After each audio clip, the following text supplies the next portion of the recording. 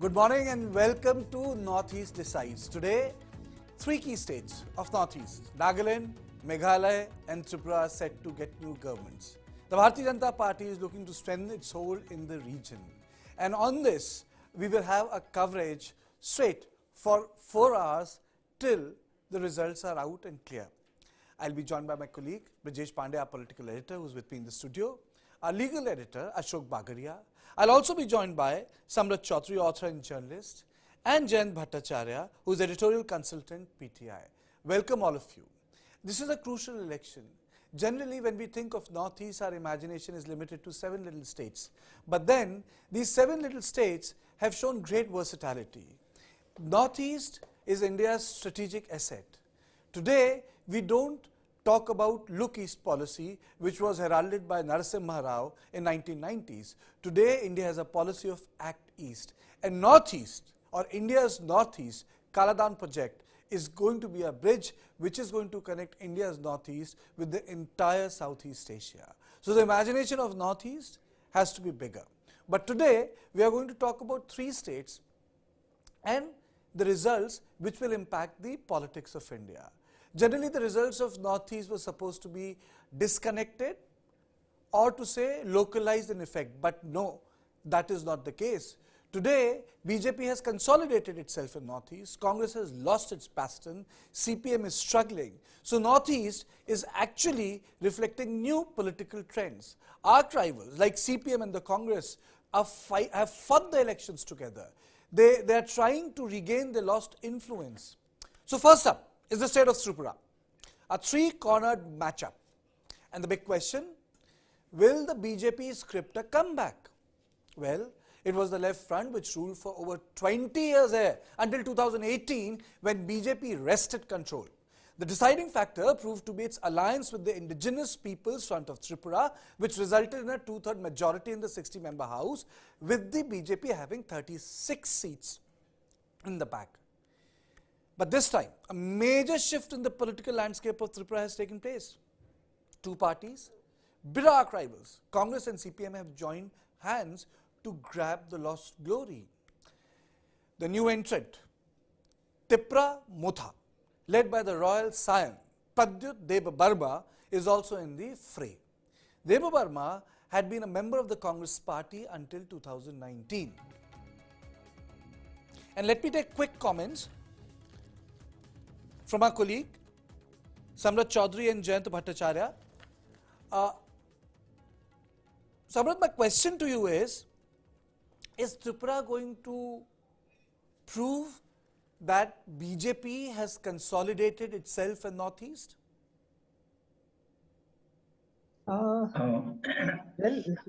Sorry. This is the question to Mr. Chaudhary, Mr. Samrat Chaudhary. Then I'll come to you, Jayant.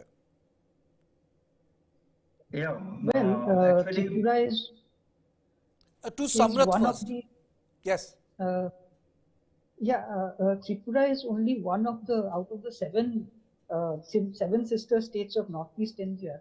Tripura is the only one apart from Assam which has a Hindu majority. And if the BJP does manage to defeat a combined Congress plus left opposition, then it would indicate that they have indeed managed to consolidate their position in Tripura. Jayant, if that happens, what is the reason? Why has that shift taken place? Yeah, actually BJP this time election is quite different from the past.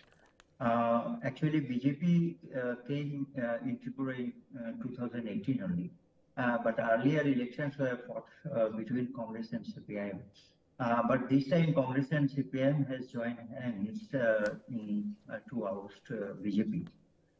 So far it is very difficult to say that whether BJP will win the elections and secure the simple majority, because all the opposition parties have been united. And I have also seen the exit poll results, but most of the political analysts here, they said that there can be a hung assembly in Tripura. Just I cannot go with the predictions of the exit poll. Okay. But I think Tripura is a far more, I would say, complex state in the sense that both the political configurations have changed. One, a new player has emerged. Second, and third, Bharatiya Janata Party did brass tacks within its own organization. So my first question to Brijesh is, they changed the chief minister. Can you please take us through what led to consolidation and rise of BJP, and then I'll come to the question of Pradyut. First, why BJP has done so well in Tripura?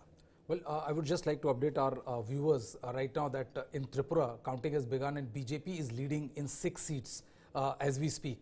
Now, coming back to your question, Karthike, you know, Tripura and Northeast, the entire Northeast, if you look at the fact that ever since BJP government has come to power, they have been very clear about one thing, which is expanding political footprints of the BJP, especially in the key 7 states of Northeast. And this is the reason, if you remember, you know, ever since after the first or second cabinet meeting, Prime Minister announced that every single member, minister as well as member of parliament will go to Tripura, will go to Meghalaya, will go to Nagaland, Mizoram and other states, and they'll spend couple of nights there, spend 10 days, you know, in totality to ensure that to integrate the rest of the Northeast with the rest of the country. And the work which is done by RSS also there is praiseworthy as far as the BJP's expansion of political footprints is concerned. And this is the reason why, you know, the last election, despite various claims and counterclaims, the BJP was able to wrest away the state of Tripura from the left, which was considered to be a left bastion where left government was in power for 20 years. And ever since this government has come to power, you know, they have been working a lot on consolidating whatever they have gained as far as Tripura is concerned. Now, if you look at the fact that, you know, the good thing with the BJP is that they're also prone to do course correction midway. And this is the reason why we saw, you know, Biplav Dev, who was considered to be very popular. Many people in our part of the world were surprised how he was replaced. But they understood that if they want to win the election in Tripura again, they have to do the course correction. And this is the reason why, you know, they went for a change in the face as far as CM is concerned. And now they believe that they have a very strong chance until and unless it is torpedoed by the new entrant. Ashok, Congress and CPM, they have been bed partners since Indira Gandhi came into politics. After 1967, when Indira Gandhi lost control of organization, legislatively she depended on the then, at that point of time, consolidated, which was known as the CPI, to support a government in the parliament. Since then, we have seen that there has been a sort of a relationship in which the left continues to rescue the Congress party. Now, both of them are today in a very weakened state. Even today, there is some sort of a larger alliance with the left parties. Congress and left fought election in West Bengal. Tripura, Congress and left have come together. There's a larger ideological understanding when we see Sitaram Yechuri with Rahul Gandhi. So in this context of left coming with Congress party, Ashok, do you think that this amalgamation of 2 political constituents increasing the vote, or do you think that somehow it will lead to reduction, because sometimes if 2 political parties come together, a section of it leaves because it doesn't feel in order, it feels out of place. Like Karnataka, when Kumaraswamy's party had a tie with the Congress, the Gaudas didn't vote. They started voting for Bharatiya Janata Party. So what is your understanding of Tripura in this larger alliance? Karthike, before I answer your question, just one thing to add to what Brijesh said earlier is the importance of the state of Tripura for the Bharatiya Janata Party. Now, this is brought out by the fact that just last year, the Prime Minister Narendra Modi, when he was on a trip to Tripura and Meghalaya, announced an economic package of rupees 6,800 crores. Now, that's a huge sum of money which the Prime Minister is going to dole out to these northeastern states for their development, primarily towards economic development, development of infrastructure, resources, as well as local industries. Now, coming to your question about the coming together of CPIM and the Congress. Now, these are unlikely partners, but we have seen in the past that these parties both these left and the Congress have come together to keep the BJP at bay. Here too, the game plan looks like that they want to keep the BJP out of power. As far as Tripura is concerned, for the last 30 years, the CPIM has been in the power, and only in 2018, the the Bharatiya Janata Party was able to gain a foothold in the state, and not just gain a foothold in the state, but also have their government in place. Now, at the same time, I would also like to bring to the fact that despite the fact that Bharatiya Janata Party formed a government in Tripura, the vote share between the left party and BJP was just, there was just a difference of less than 2% votes which were cast by the voters. Another thing is that there is a larger issue, as you pointed out in your introduction, that there is this larger issue of tribal votes. We see a third and a very important player that we need to keep our eyes on, that's Tripura Morcha Party. Now, this is a political outfit which has just been floated 2 years back by the erstwhile Maharaja of Tripura, who's Bikram Pradyot Dev Burman. Now, he will be an important player. He's been demanding a separate state, which is Greater Tripura land for the tribals, and he's pretty popular. And in 2001, when the district council elections happened, this political outfit, this new political outfit, Tripura Morcha, did manage to get 18 of the 21 seats in the district autonomous councils. So it looks like not just the CPI and Congress, which have come together, put aside the ideological differences, are fighting the Bharatiya Janata Party in Tripura. The third player will be the Tripura Morcha, will play an important role in the next government which comes to power in Tripura. And there is another factor that a lot of people from various other parties join Bharatiya Janata Party. You know, this is I wouldn't say as a new phenomena, but I would say the intensity increased. Now, let me take you through the state of Meghalaya, and then again come back to Tripura. In Meghalaya, there are five parties in the fray: BJP, Congress, UDP, NPP, and TMC. Now, TMC has tried to create a stronghold here, and it is TMC which fielded people who were in the Congress party 2 years earlier. Now, the state overall has quite a legacy of political instability, fractured mandates, you know, multiple chief ministers. Last election was a hung assembly.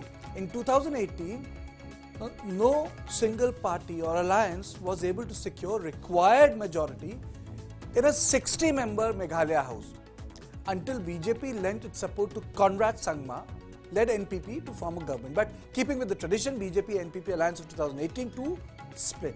So the BJP is going alone, but most likely it will be stitching up some kind of post-poll alliance, because if someone has to come to power, well, in the fractured assembly, you need friends. So coming to you, Samrat, what sort of alliance do you think will be visible in Meghalaya? Do you think that the BJP will be able to stitch an alliance? And I would like you to speak on the issue why Congress has weakened so much in Meghalaya, which used to be its stronghold. Well, Northeast India has, especially the hill states, has a long history of aligning with whichever party is in power in the center. And so, for example, in Arunachal Pradesh, you see that very clearly, that in the past it used to be all Congress, and then the same people who were in the Congress are now in the BJP. And you see that across the Northeast. For example, as you mentioned, Dr. Himanta Biswa Sharma was also in the Congress, and he is now leading the BJP's charge in Northeast India. And so basically there has been a sort of a tendency to align with whichever party is in power in the center. So that actually accounts to some extent for the trend in Tripura or Meghalaya or Nagaland for that matter, which is a very unlikely place for the BJP to make headway. As far as Samrat, can you Meghalaya, speak a little louder? Can you speak a little louder? yeah. So I'm saying that in the Northeast there is a tendency. There is an old tendency to align with whichever party is in power at the center in Delhi, and this has been reflected in several states. So it is not surprising that if the BJP makes headway now in Northeast India. And as far as what might happen in Meghalaya is concerned, obviously it would depend on the numbers. All kinds of permutations and combinations are possible, but the most likely one is that the kind of arrangement which was But then, there Samrat, what's the key issue in continue. Meghalaya today? What's the key issue in Meghalaya today? Tripura, it is about identity, it is about tribals, it is about outsiders. What makes Meghalaya different from Tripura? I am afraid that those are key issues pretty much across the Northeast. Identity is usually the most important issue in Northeast India. But that said, in practical terms, there is a tendency to vote for the individual, and money power is something which plays an important role as well in practical terms. Mr. Bhattacharya, identity is a common issue, but then I'm 100% sure that when Meghalaya went to polls, hustings, they have their local issues. Like for example, Tripura, the whole identity of tribals being taken over by outsiders, though they have the domicile in Tripura, became an issue. So in this fractured assembly, what was the principal issue this time? Actually, in Tripura, yes, identity question is very important, but this is only confined among the tribal people only, because the Tripura was ruled by the Manikya kings earlier, before it joined with the Indian Union in 1949. But one thing I would like to also mention, that Tripura had two parts. One was Hill Tripura, where the Maharaja was the ruler, and the Tripura Maharaja had also a jamindari, or a land tenure, that is spread in the four districts of now Bangladesh, that is Brahmanbaria, Komila, and Noakhali, and parts of Sylhet. So he had his tenants, and he earlier used to collect revenues from those areas. So after the partition, a lot of his tenants had migrated to Tripura, and that is also on the invitation of the last ruler, Maharaja Bir Bikram Kishore Manikya Bahadur. But of course, there was an influx of displaced peoples, so there was a conflict, and the tribal people were marginalized. So identity is also a big issue among the tribals. That's why they are demanding their own land. But at the same time, Tripura being a northeastern state, it was landlocked, a zero industry state. So there is always unemployment is a big problem, and there was no infrastructures. But after BJP came, a lot of infrastructures were built, especially rail line connectivity, and also connections they are trying to make with Bangladesh through railways and roadways. Uh, and of course, we must say that center has pumped a lot of funds in Tripura to develop the state, and now Tripura is well connected with the rest of the country by roads, then air, and also by trains. So development is the main issue. Of course, development is the main issue. But CPIM and Congress, those who have joined hands, they are trying to say that democracy has withered away. And of course, there are some problems because we say that BJP sheltered goons earlier. they had attacked opposition camps many times. But scenario has completely changed after new Chief Minister Manik Shah took over, and actually an atmosphere of democracy has restored in the state. And that's why now CPIM Congress, they are being able to join hands and participating in democratic movements, organizing people. Okay. Yeah, right. I'm just stopping here just to take our audience through the early trends. And after that, I'll take our audience to the third state, Nagaland, which we have not touched upon. Tripura, Bharatiya Janata Party is leading with 33 seats. Congress is at 7. TMP is at 3. TMC has not opened the account, and we have independents too. In Nagaland, Bharatiya Janata Party right now, and most of them are ballots right now. Let me just, to simply put, these are ballots. Bharatiya Janata Party is leading in 23 seats, but the major parties in Nagaland actually are not the national parties, BJP or Congress. It's NPF and NPP. So the BJP is an alliance with one regional party, the Furious party, and the Congress is with other. And Meghalaya is a fractured mandate. NPP is a principally stronger party. Congress is 2, BJP is 5.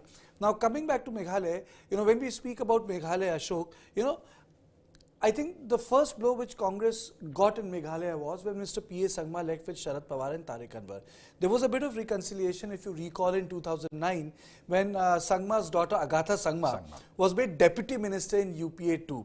And at that point of time, Congress consolidated, because ultimately, unlike BJP, RSS, Congress is like a mishmash of a lot of regional, local families. I wouldn't use the word dynasties because it has acquired a political turn. So it becomes a mishmash of a lot of families. And a lot of Northeastern families have left in the last 8 years. And yes, the truth is that there is a tendency in Northeast to be in alliance with those political formations which are in power. Now to go to Nagaland, which is also an independent which is seized of a very major issue, which Centre has not been able to reconcile, despite flagging it, despite saying it, that they have been able to resolve it. There was a picture, and yes, I'm talking about the issue of Nagaland. In Nagaland, the NPF, the Naga People's Front, became the largest party with 26 out of 60 seats in 2018. But it failed to form the government, and eventually BJP with 12 seats and National Democratic Progressive Party, the NDPP, with 18 seats, joined up to form the government this year too. The nephew Rio-led NDPP's alliance with the BJP continues. So Nagaland is also a bit of a mishmash, but then you have one major party with a smaller regional party, and in this case the smaller regional party is Bharatiya Janata Party. So principally, just to simply put it to our viewers, BJP is not the dominating party in all the states, but BJP can be in power in all the states. BJP can form the government in Tripura, it can be part of the government of Meghalaya, and BJP can be a very influential partner in Nagaland, because last time, despite being a smaller number, it was able to take the key ministries. So first to you, we haven't addressed the bigger issue. I know we'll be taken up and we'll be swayed by numbers, but corruption in Northeast is one issue. Do you think that there has been a difference in last 8 years? First to you and then to Brijesh. Okay, as far as corruption is concerned, corruption has been a major issue, at least in 2 states of Tripura and Meghalaya. And in fact, Mr. Konark Sangma, who is the Chief Minister of Meghalaya, has been dealing with this problem of corruption in his state for the last 2 years. There have been allegations against his ministers and people of his party of indulging in illegal coal mining. There has been rice scam. There's large-scale corruption in the bureaucracy as well as the government. So this is something which will be one of the decisive factors as far as Meghalaya elections is concerned. And you have to also keep in mind that even the Prime Minister Narendra Modi, during his speeches in the run-up to the assembly elections, tried to wean people of Meghalaya and Tripura by saying that the Congress and the left parties have traditionally treated the people of these states as ATM machines. That is basically, you have to understand that these states in the Northeast are resource rich, and there is a lot of resources, mineral resources, there is natural resources which is lying untapped. But at the same time, the issue remains that there has been no development in these northeastern states, primarily because of their proximity to Bangladesh, to Burma, and as well as there has been interstate conflict, border issues has plagued this issue of border between states of Assam, Tripura, Assam, Meghalaya, and Assam, Tripura has always been a very, has been a flashpoint for the people of these states. Besides that, there is this question of regional identity, that is tribal versus non-tribal, which is also going to play out strongly. But corruption, yes, corruption is a huge, huge issue in Tripura and Meghalaya and Kunad Sangma. People have been saying, people who watch the state of Meghalaya closely have been saying that Kunad Sangma could be in for trouble because of the large-scale corruption that's been happening in the state. Brijesh? Well, yes, of course, corruption is a key issue as far as state of Meghalaya is concerned. You know, there have been a lot of talks about how the state resources are being exploited, and this is the reason why, as Ashok very aptly pointed out, the Prime Minister referred the rule of the Congress and left as the rule of ATM, where, you know, the Northeast was treated only to exploit the natural resources of the state and not any development which was brought back to the state. Now, the question which point which we were discussing a bit earlier, you know, the point about the rise of the BJP. You know, the BJP has been very smart as far as the state of Northeast is concerned.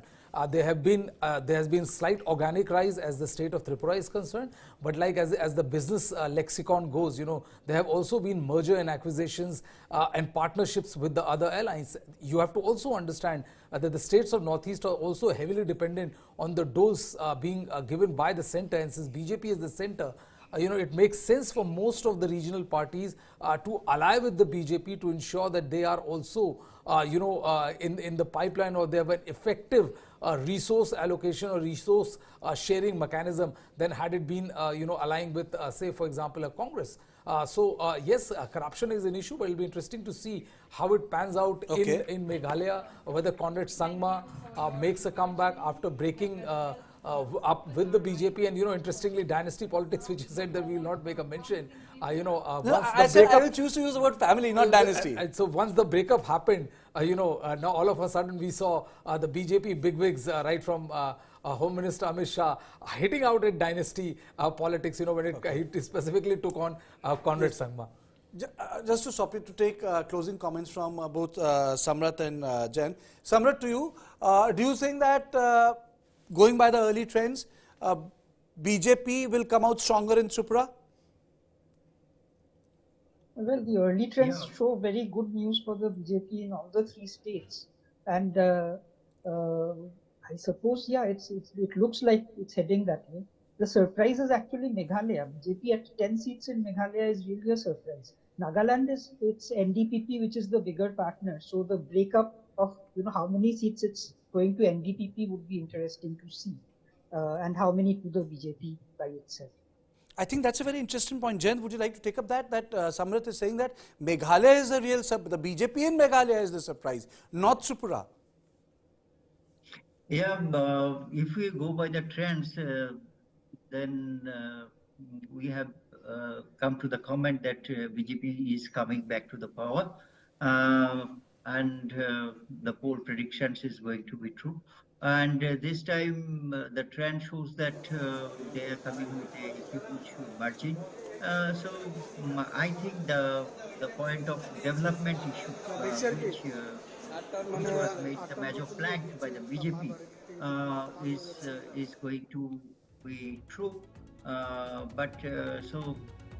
It's, of course, it's not a surprise that BJP is coming back to power in Tripura, but Meghalaya, of course, I think it is a bit surprising.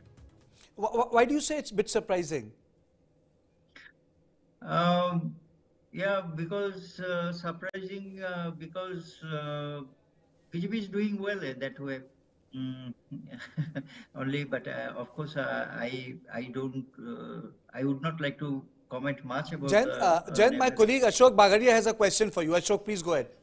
Jen, the one thing is that primarily, as far as Meghalaya is concerned, it's a Christian-dominated state which has a large Christian population, and in the past there have been issues pertaining to restrictions on people eating beef and the practices being followed by the people in Meghalaya. And now it was expected that there would be a pushback against the Bharatiya Janata Party, which ideologically is inclined towards imposing these restrictions on eating beef. But and to go to places in the sort of roads which are there, it might take you a day to reach the other part of the state. And if what you say of what you make of the state highway is road in potholes, you know. Imagine I was stationed in Dimapur, and it would then take me 3 hours to reach Kohima. So, you know, if I had to conduct an interview, and Dimapur and Kohima is not more than 110, 120 kilometers, and 1/4 or 1/3 of it is basically land route, and then the mountains and the hills start. At that point of time, it used to take me 3 hours to reach Kohima and 3 hours to come back for a 1 hour of shoot. You know, it used to take a day for me. So when I was there with Kiran Rijeju, not once the issue of beef came up, not once the issue of food came up. In fact, he went on to say that we have no problem with the dietary habit of people. So BJP in Northeast is a different beast, Ashok. yes, that is the thing. That is the problem. Or rather, that's an interesting conundrum as far as the Bharatiya Janata Party in the Northeast is concerned. Because as far as the rest of India is concerned, BJP ideologically is opposed to the idea or is in favor of imposing restrictions on people eating beef and their dietary habits is concerned, as far as North India, Central India and Southern India is concerned. And in fact, what we had seen in 2016 and 17, there was large-scale instances of hate speech and mob lynching happening in the name of the dietary habits of people coming from a particular community. But surprisingly, what we see in Meghalaya is that there is no conversation around the dietary habits, but there was, in fact, this became an issue at some point in time in the 2020, just before COVID, where there was some opposition to the dietary habits because largely the population in Meghalaya is Christian and people there do eat beef. So it's an interesting situation, interesting conundrum as far as the BJP's position in Northeast is concerned, because here at the end of the day, politics is all about power, and possibly the Bharatiya Janata Party seems to have tweaked its position politically, especially in Meghalaya. Well, you know, Karthik, if you remember, you know, we were in Arunachal Pradesh together once, and when we spoke to Pema Khandu, and you know, about beef and all these issues, he said, like, what exactly is the issue?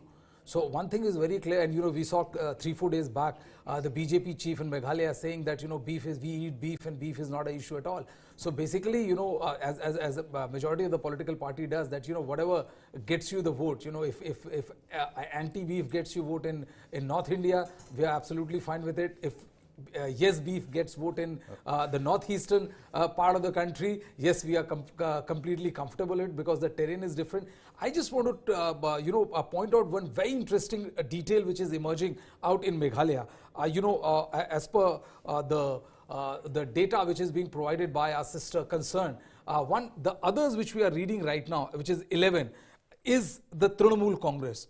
Now, if that data is correct, then Karthike, this is even a bigger phenomena than the BJP getting 10 seats in Meghalaya. So this is an extremely important development, because remember, Trinamool Congress is also trying desperately to expand its wings in the northeastern state, especially in the state of Tripura, Meghalaya and others. And this is the reason why if they hold on to this number, and if they get somewhere close to this, I think it will be a big emergence of Trinamool Congress. So you are saying that others, because obviously there is there's a limitation of space. Absolutely. BJP is 10, Congress is 6, NPP, which is now they have galloped to 24. 24, UDP is 2, and others it's TMC primarily. Yeah, as per the data which is provided by sister concern TV9 Bharatvash. So this is an extremely important political development, because if they hold on to this and they win couple of. So it's true sense of the word, Meghalaya is the surprise. Meghalaya is the surprise as of now as we are speaking.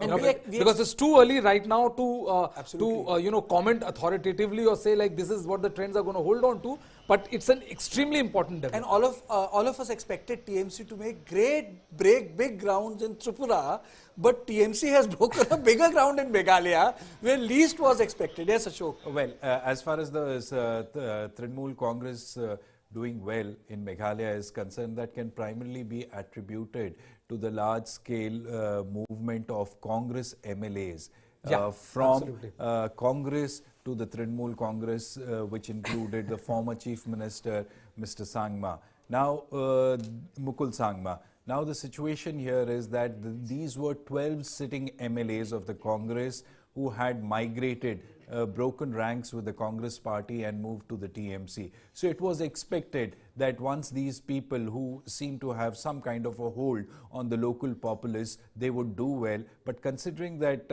already we are looking at a number of 11 for the Trinamool Congress, it looks very interesting, but it looks, or at the same time, it also looks that Trinamool seems to be eating into the Congress vote share. I think the interesting part is that Trinamool has been able to get at least a Congress Mukt Meghalaya, that's for sure. I think another, I'll not repeat myself, Ashok, another important point. Lot of members of the Congress party, organization and legislative, they're breaking away. Why is this happening in Northeast? I mean to say, parties lose election. This is the second time Congress is losing election. But lock, stock, barrel, the legislative units are getting dissolved. Why is this happening? Well, Karthikeya, primarily politics is all about power, and politicians want to flock to an organization where they see that there is a likelihood that they would be in power. So here, as far as the Congress is concerned, Congress did well in Meghalaya the last time around, but despite emerging as the single largest party in Meghalaya, it was Kunad Sangma's NPP which was able to cobble together a majority and form the government there. And somewhere down the line, organizationally, Congress party in the Northeast, like in the rest of the country, is losing steam. People are not flocking to the Congress as the first major political party or even the biggest opposition party in that particular state, and that possibly also explains the migration of the Congress dozen MLAs from the Congress party to the Trinamool Congress.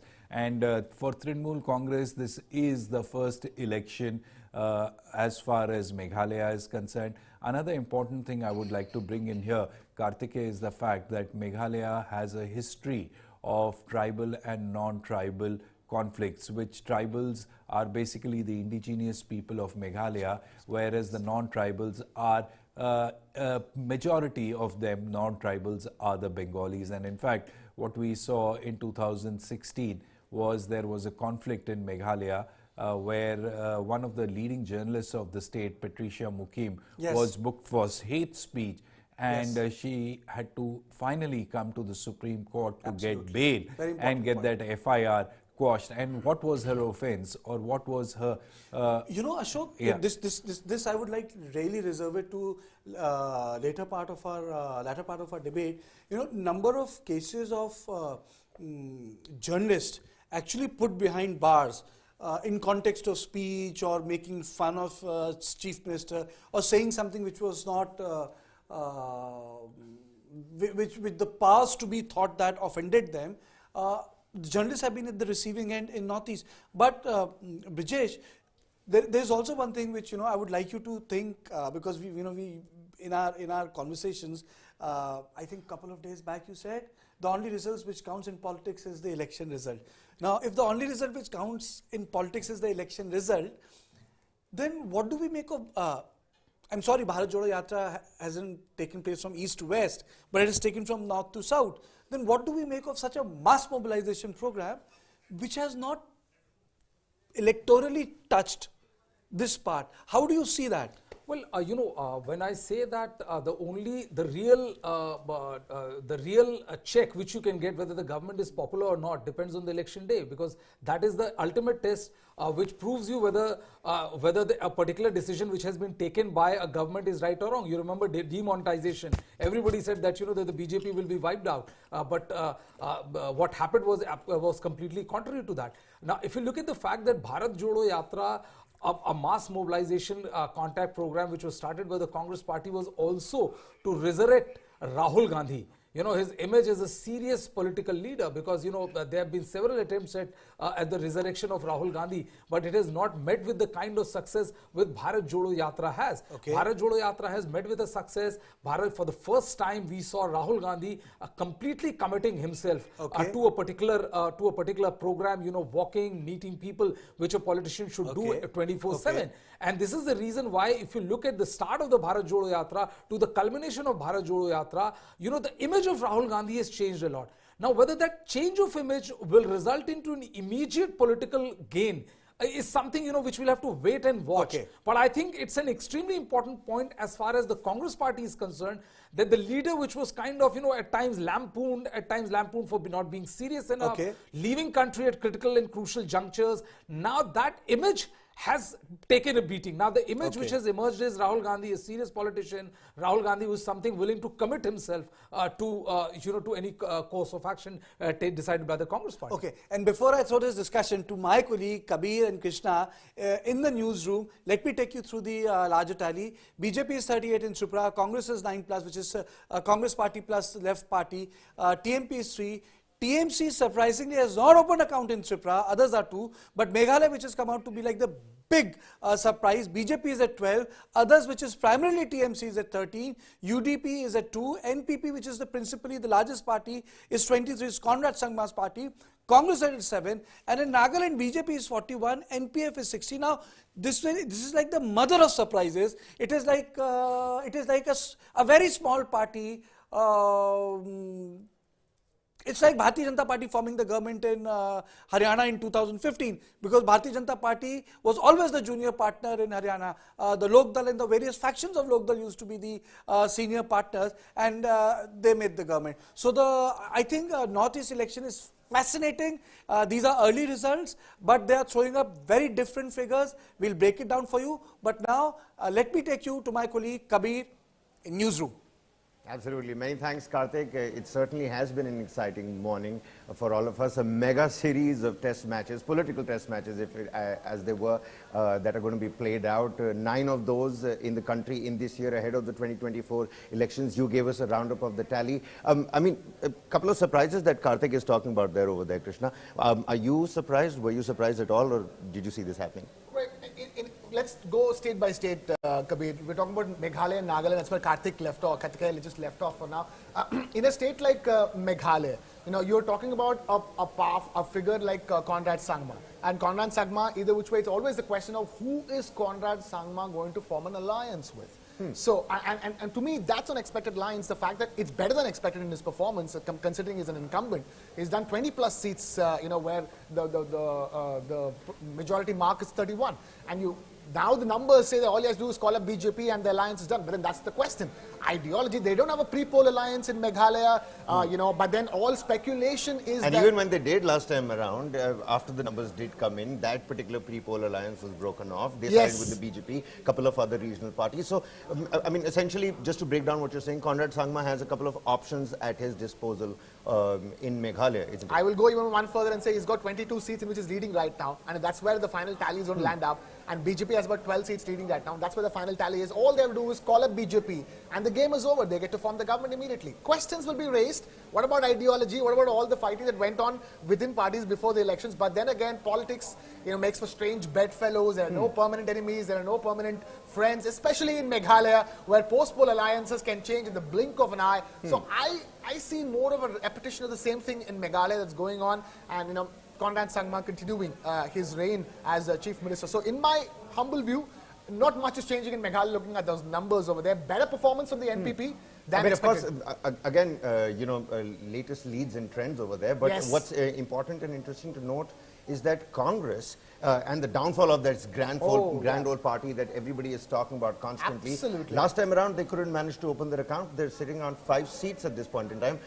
Is that a big boost for the grand old party over there? You know, that, by the way, have not canvassed or even touched Meghalaya and Nagaland, went straight ahead for Tripura. Exactly. But, you know, the larger story from this Northeast elections, let's talk about this very clearly. Kabir, this is the semi-final year. 2024 is the final elections. 2023 has got tons of state elections lined up. This is the first of a series of state elections that we're talking about over here. This is the semi-final year, and if this was a cricket match, the opening batting is taking place right now. BJP wants to open its account very well, start this things off very well, so it all builds into a crescendo for the 2024 elections. That's what the BJP is concerned. Right. What about the Congress? Yeah. The Congress is a party that was either the main party that's ruling in a state in the Northeast or the main opposition in a state in the Northeast. And today, they're neither. Right. They're neither the main opposition. Well, you know what? You're talking about the Congress over here. Another interesting factor is that the others, which is essentially, a big chunk of that is the TMC.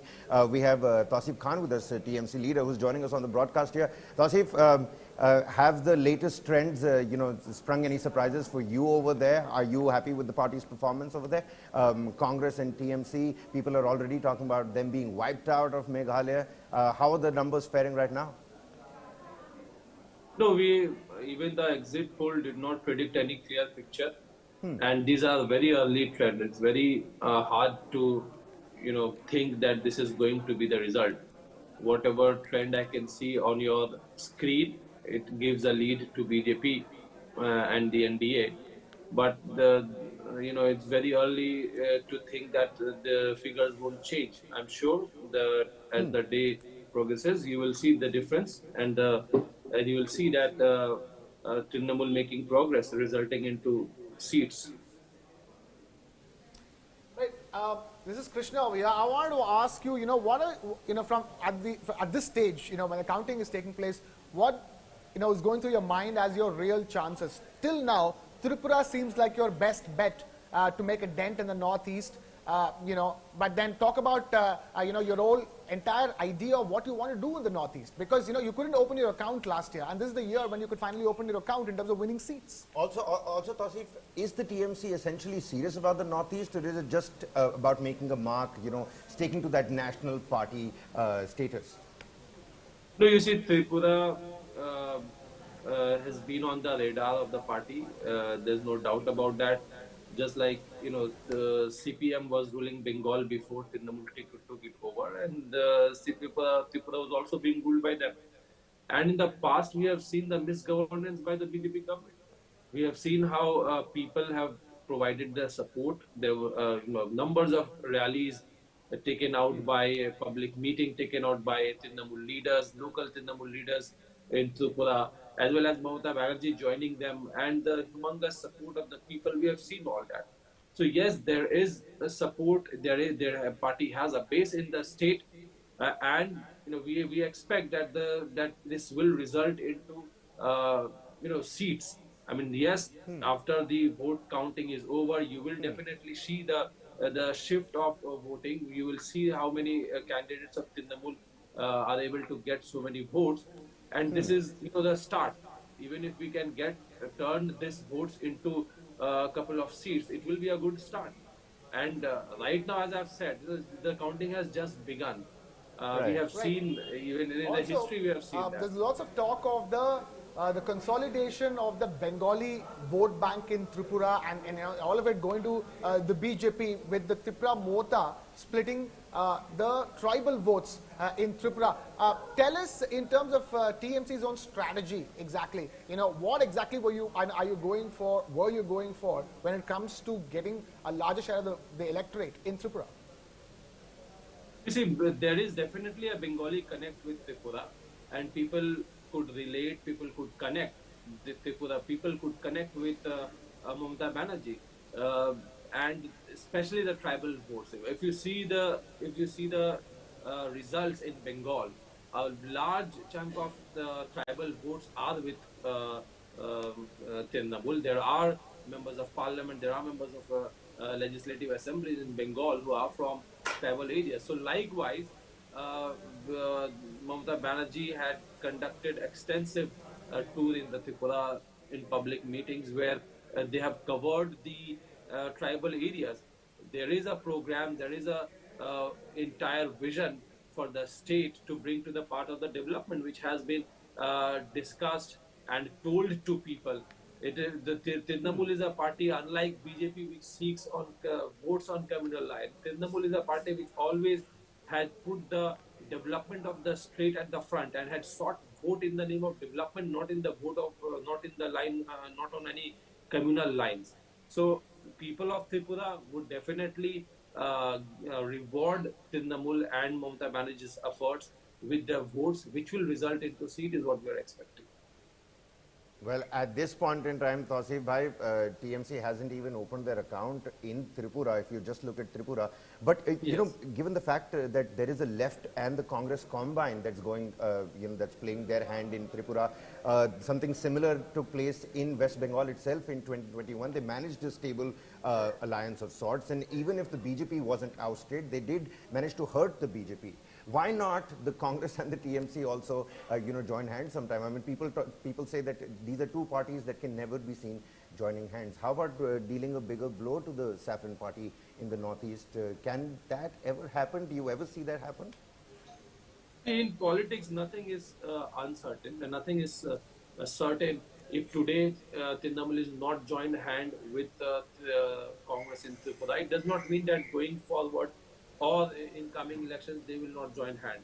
We have seen talks of Congress president recently talking about making sacrifices, you know, for the larger benefit of the country. And Mamata Banerjee has time and again proposed an alliance with Congress because as a political leader, as a very experienced political leader, Mamata Banerjee recognizes the importance and pan-India presence of Congress party. What Mamata Banerjee has always advised Congress is that they must look inside, they must introspect, and in places where they have a direct contest with BJP, they should perform better in those places rather than focusing on areas where regional parties are strong, and regional parties like Trinamool has successfully, you know, given a fight to BJP in Bengal. So when it comes to other states, there are at least 100. If you're talking about the Lok Sabha seats, there are more than 100 seats where Congress is in direct contest with BJP. There's no other regional party. So yes, coalition of a sort, understanding of a sort is always possible because it all depends on the policy of the party. The Trinamool's policy, the Trinamool's way of politics is in sharp contrast with BJP. The one who seeks vote on Gandhi line of politics and one who seeks votes on Nathuram Godse politics. You see, ultimately, what happens is if the country fails, then the people will dump the party. If party fails to perform, if party is in power and they fail to deliver their promises, then people will bring an alternative, and that is what we are expecting in 2024. If you're talking about it, so far the states are concerned, yes. State elections are sometimes different from, you know, national politics, and likewise alliances are made. Absolutely. You know what I think, Krishna? It's sort of like a Royal Rumble match, you know. You never know who's going to be helping whom to push the other over the top rope. And with the BJP, you know, this has become sort of a trend. You may not invite them to the party, but they'll get their way into the party, either from the front door, the back door. You never know. They'll always find a seat on the table as well. Consolidation of the Bengali votes versus the tribal outreach in Tripura.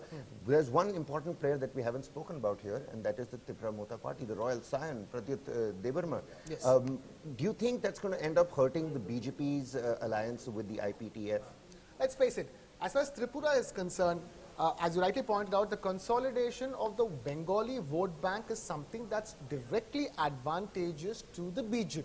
So there's nothing changing that. They can get the majority numbers even without the tribal seats. But the fact of the matter is that the Tripura Mota party has made a serious dent. It's doing what people expected it to do. It's leading in 12 seats right now. I mean, it is expected to, I mean, some exit polls say it can get up to all 20 or 21 of the tribal seats in Tripura.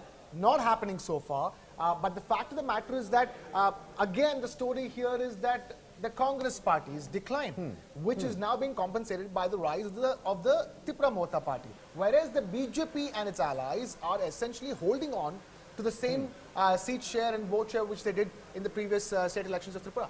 Interesting point over there, because you see the Congress left combine sitting at 9 over there. Of course, again, really early on still. The CPM by itself, the left party is on its own, you know, managed 16 seats last time around. So we'll have to wait and watch how they fare. And what you've been talking about, Congress and the left fighting together in Tripura is a misnomer in its own self, because they've been going against each other in Tripura for the last 3 decades, ever since the formation of the state.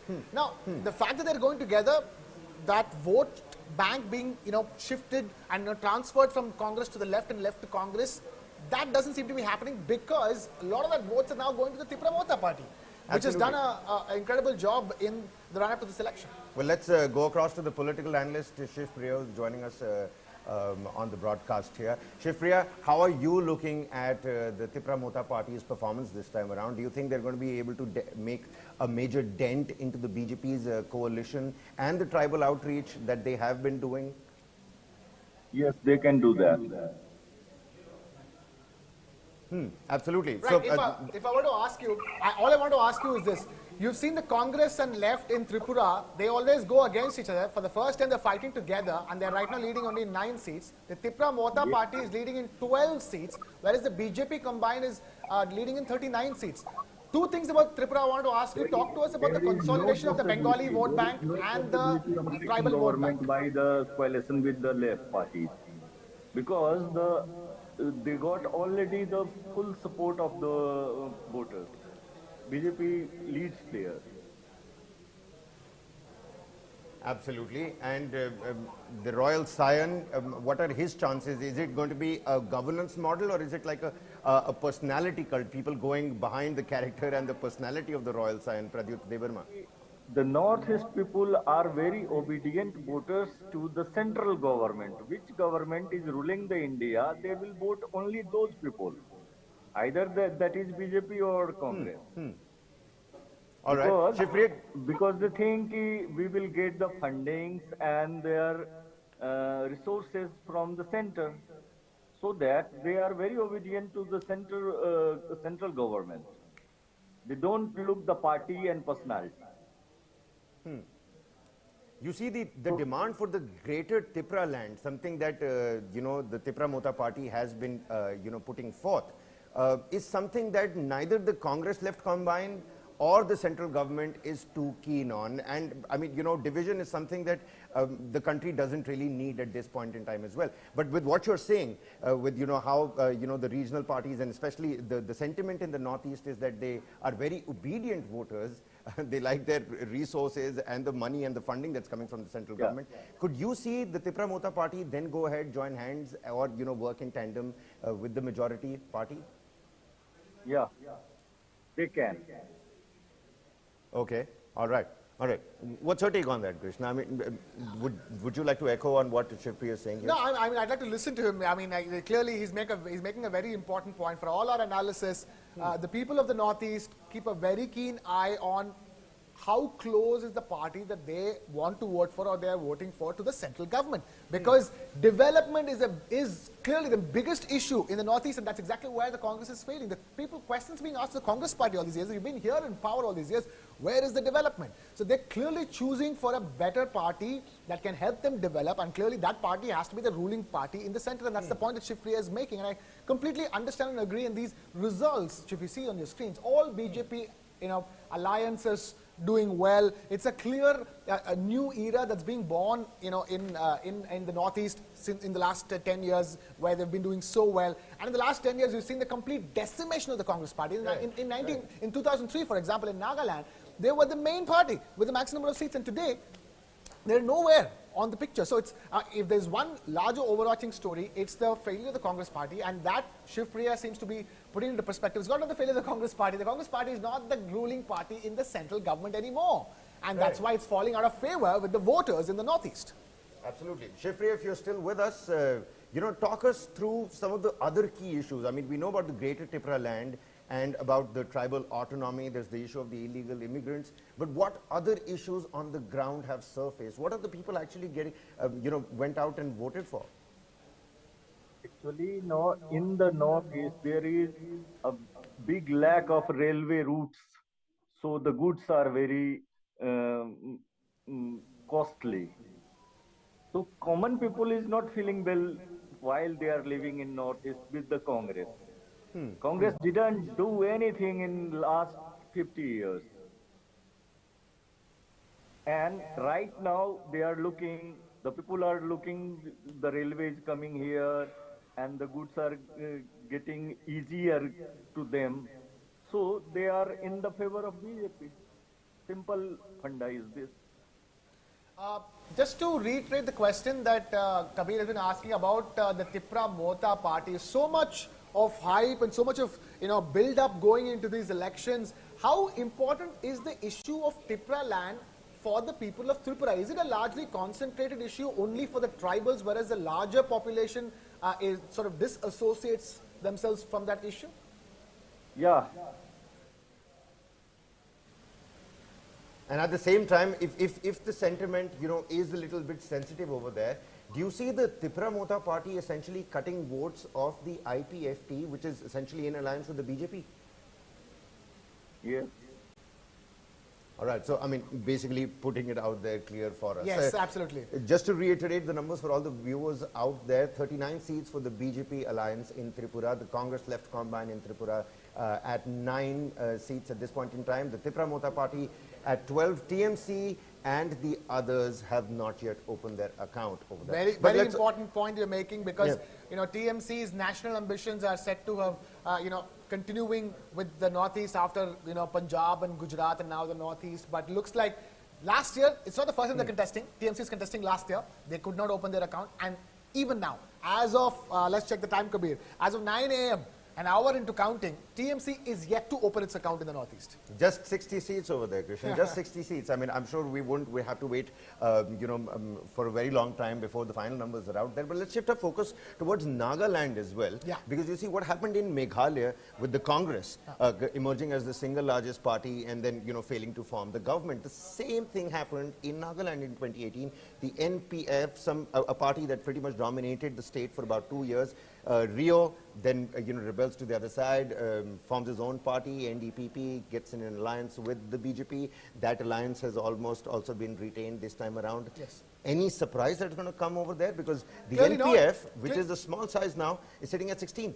Clearly, you're absolutely right. I'm not able to see surprises simply because when you say NDPP has won so many seats and so much vote share, that's essentially a transferring of some of a part of the NPF vote bank, which was Rio's vote bank. And now that Rio has gone to, has formed his own party, let's also remind viewers that Rio, the Chief Minister of Nagaland, is the third time he's rebelling.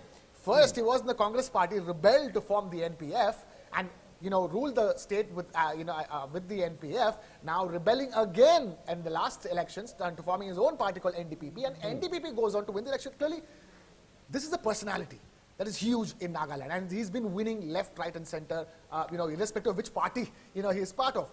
And as our political analyst said, in Northeast, it's all about your relationship with the central government, and clearly Rio is getting it right, has gotten it right, and will continue to get it right. There is no need to change that formula at this stage, because let's face it, BJP is going to be at the center for, There's also the Eastern Naga People's Organization angle at play over here as well, which it seems like Rio has a complete control on. But we're going to continue to, tally out these numbers. Of course, it's just the opening partnership over here. It's going to be a big statement if the BJP ends up bagging all the 3 states. It's just the first 3 elections of the 9 this year, ahead of the 2024 elections. So a statement will go a long, long way. That's all from my side. And Krishna, here in the pulpit, let's take you back across to the studio with Karthike, my colleague. Karthike, over to you. Thank you, Kabir.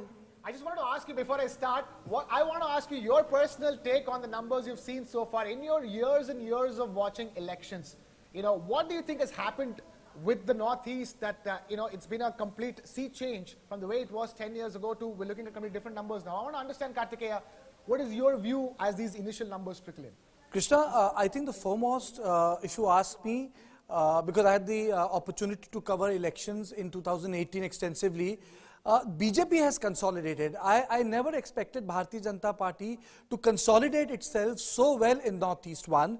And when the issue was of dietary pattern beef and other things, it changed itself, it reinvented itself. I would say there's a different avatar of Bharatiya Janata Party operating in Northeast 1. Secondly, I also did not expect Bharatiya Janata Party to come out with a good performance in Meghalaya, which means that the policy to import leaders from other political formation has worked for them. And third, BJP has become an intrinsic partner to other regional parties against which Congress was the bigger party.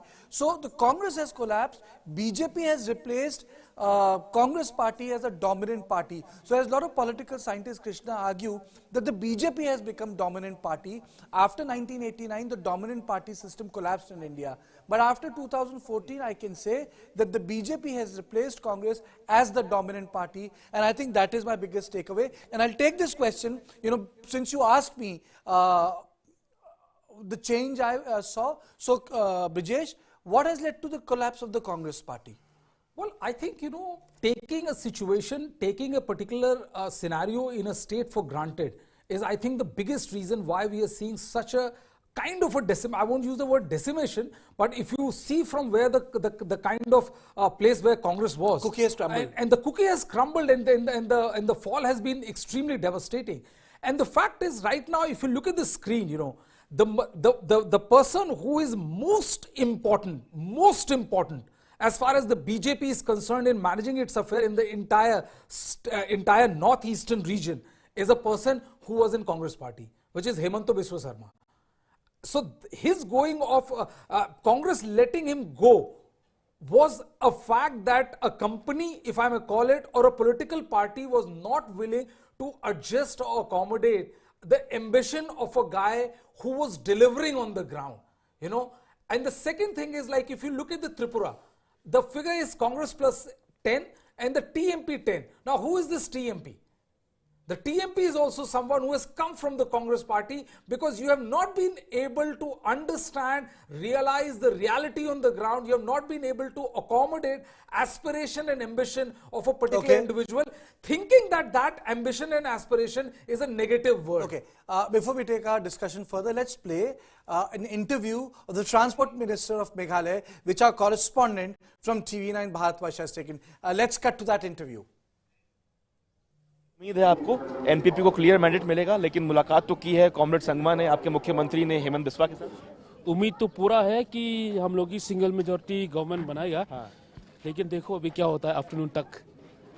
अभी जो शुरुआती रुझान आ रहे हैं उसमें क्या ये BJP से कोई नाराजगी थी पार्टी, क्योंकि अलग अलग चुनाव लड़ा, अब वापस बीजेपी के साथ जाएंगे नहीं जाएंगे, या ये स्ट्रैटेजी बाद में बनेगी?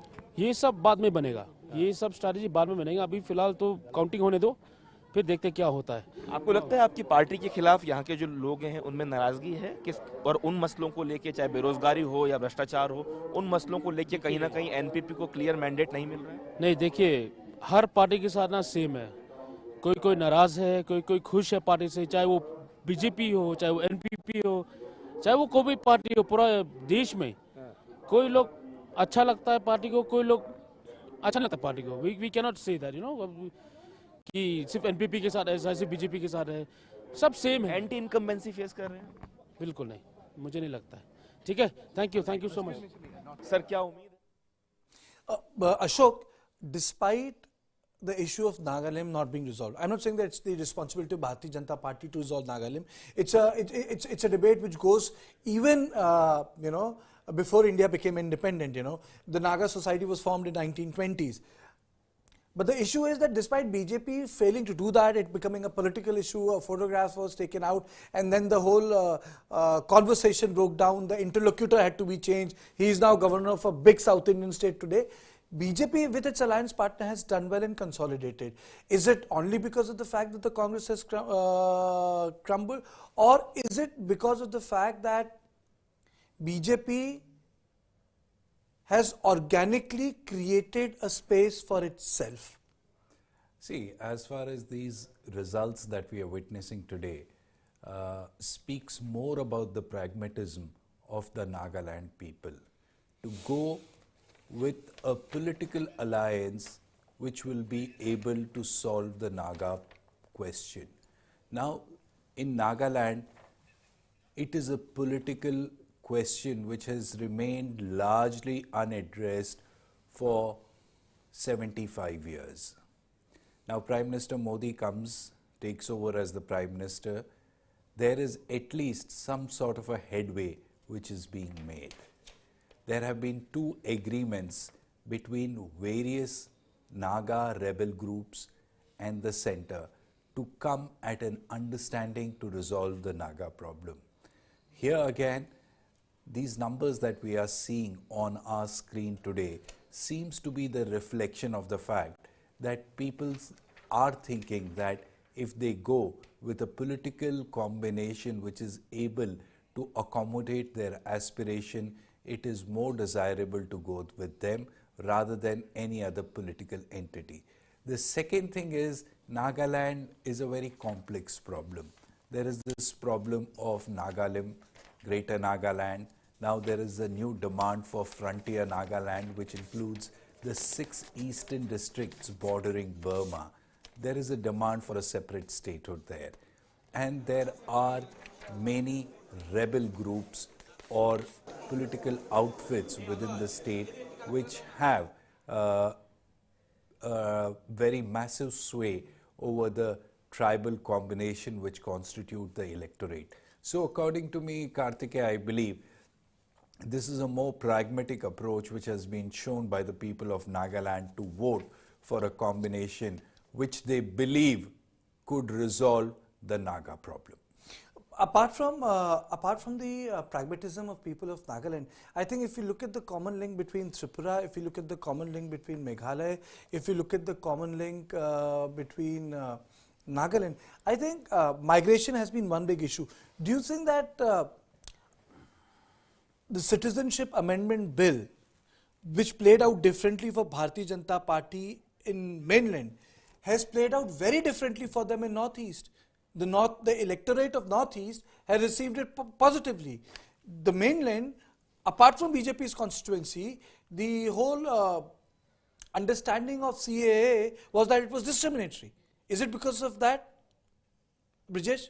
Well, I think the situation changes completely. When you view things from in the Northeast, you are closer to the border, where you're seeing a lot of influx which is happening there, and you are aware of the situation in its most realistic form rather than the form or assumptions which we make when we are part of the mainland. And this is the reason why the CA and others have not received the kind of negative connotation it has received in main part of the mainland. And this is the reason why their reception has been pretty positive as far as the 3 states of Northeast is concerned. See, when you're close to borders, there's certain geographical reality which you may not find it in consonance with your perceived reality, but then that is the reality, and this is how the politics of the place play out. And this is the reason why the CEA or the various measures which you've seen being taken in the state of Assam, where the Chief Minister Hemanta Biswa Sarma is the torchbearer as far as BJP's game plan Northeast is concerned. It has found a pretty positive vibes, and it has not been, apart from the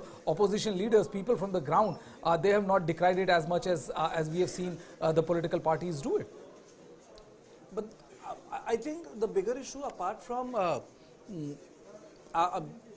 migration or the sense of siege which the local population feel, that a lot of outsiders have come in, there's also robustness in politics there. For example, if I take you back to the issue of Tripura, Tripura used to be a sort of a single party thing for ages in Northeast. Then came the left parties, and then they changed the landscape, and it continued to remain the same.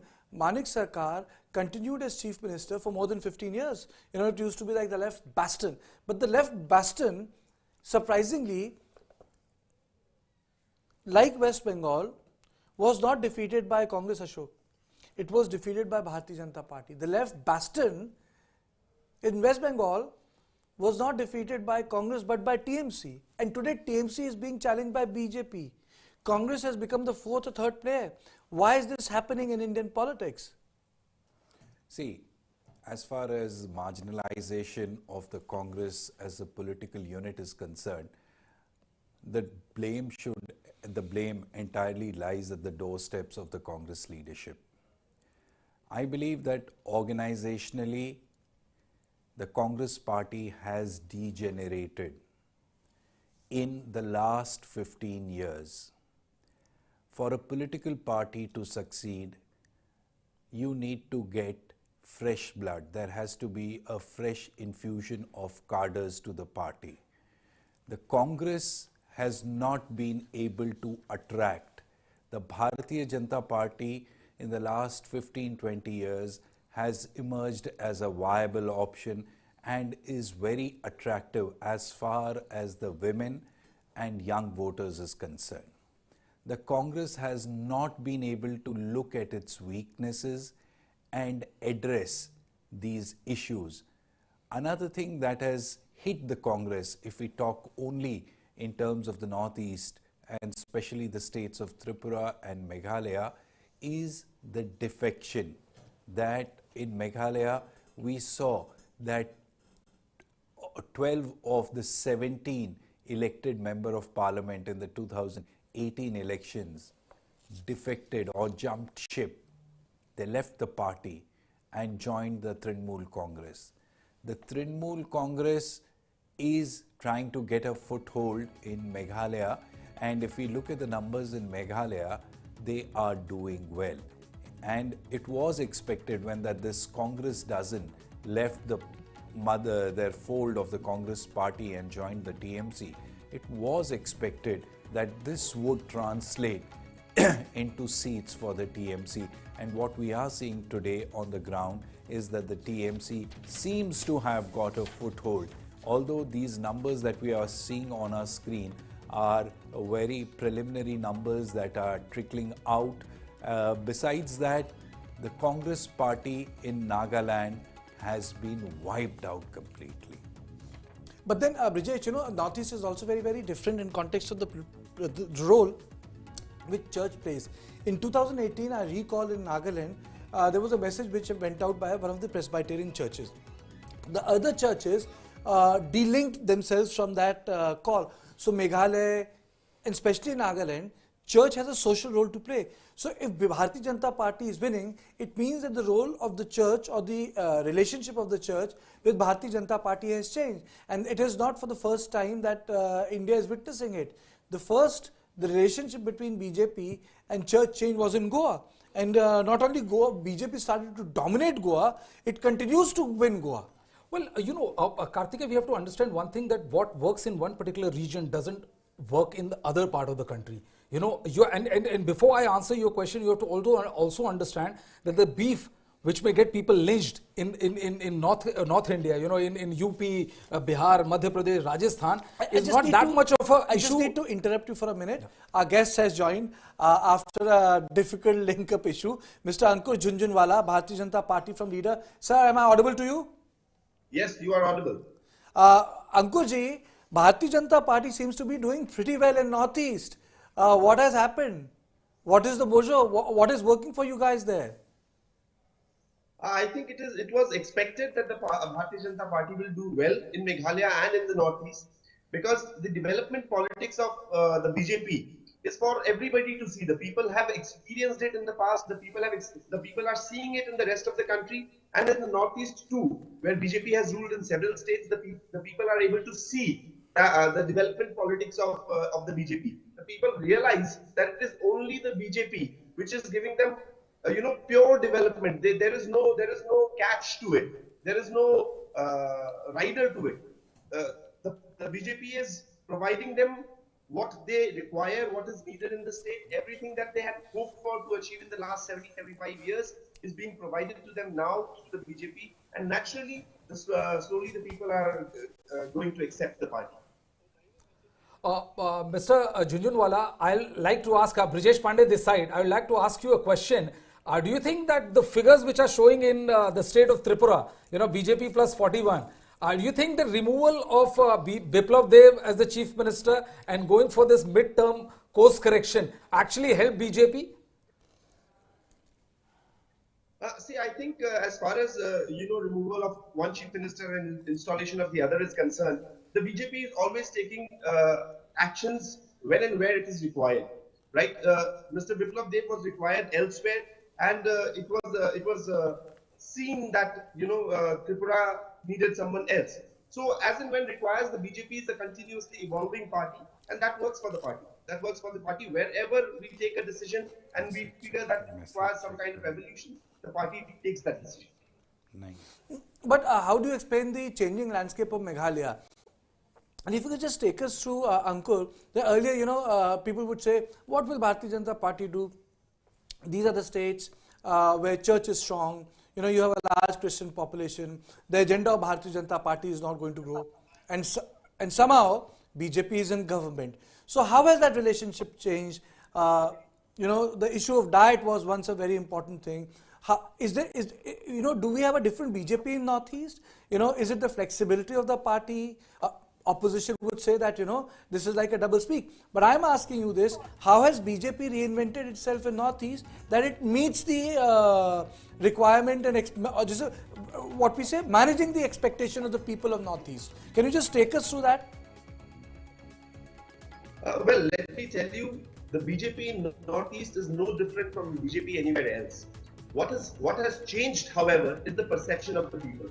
There was a propaganda against the BJP in all the past elections that we saw. When you spoke about the Northeast being Christian majority and all that, and that it did not work in the favor of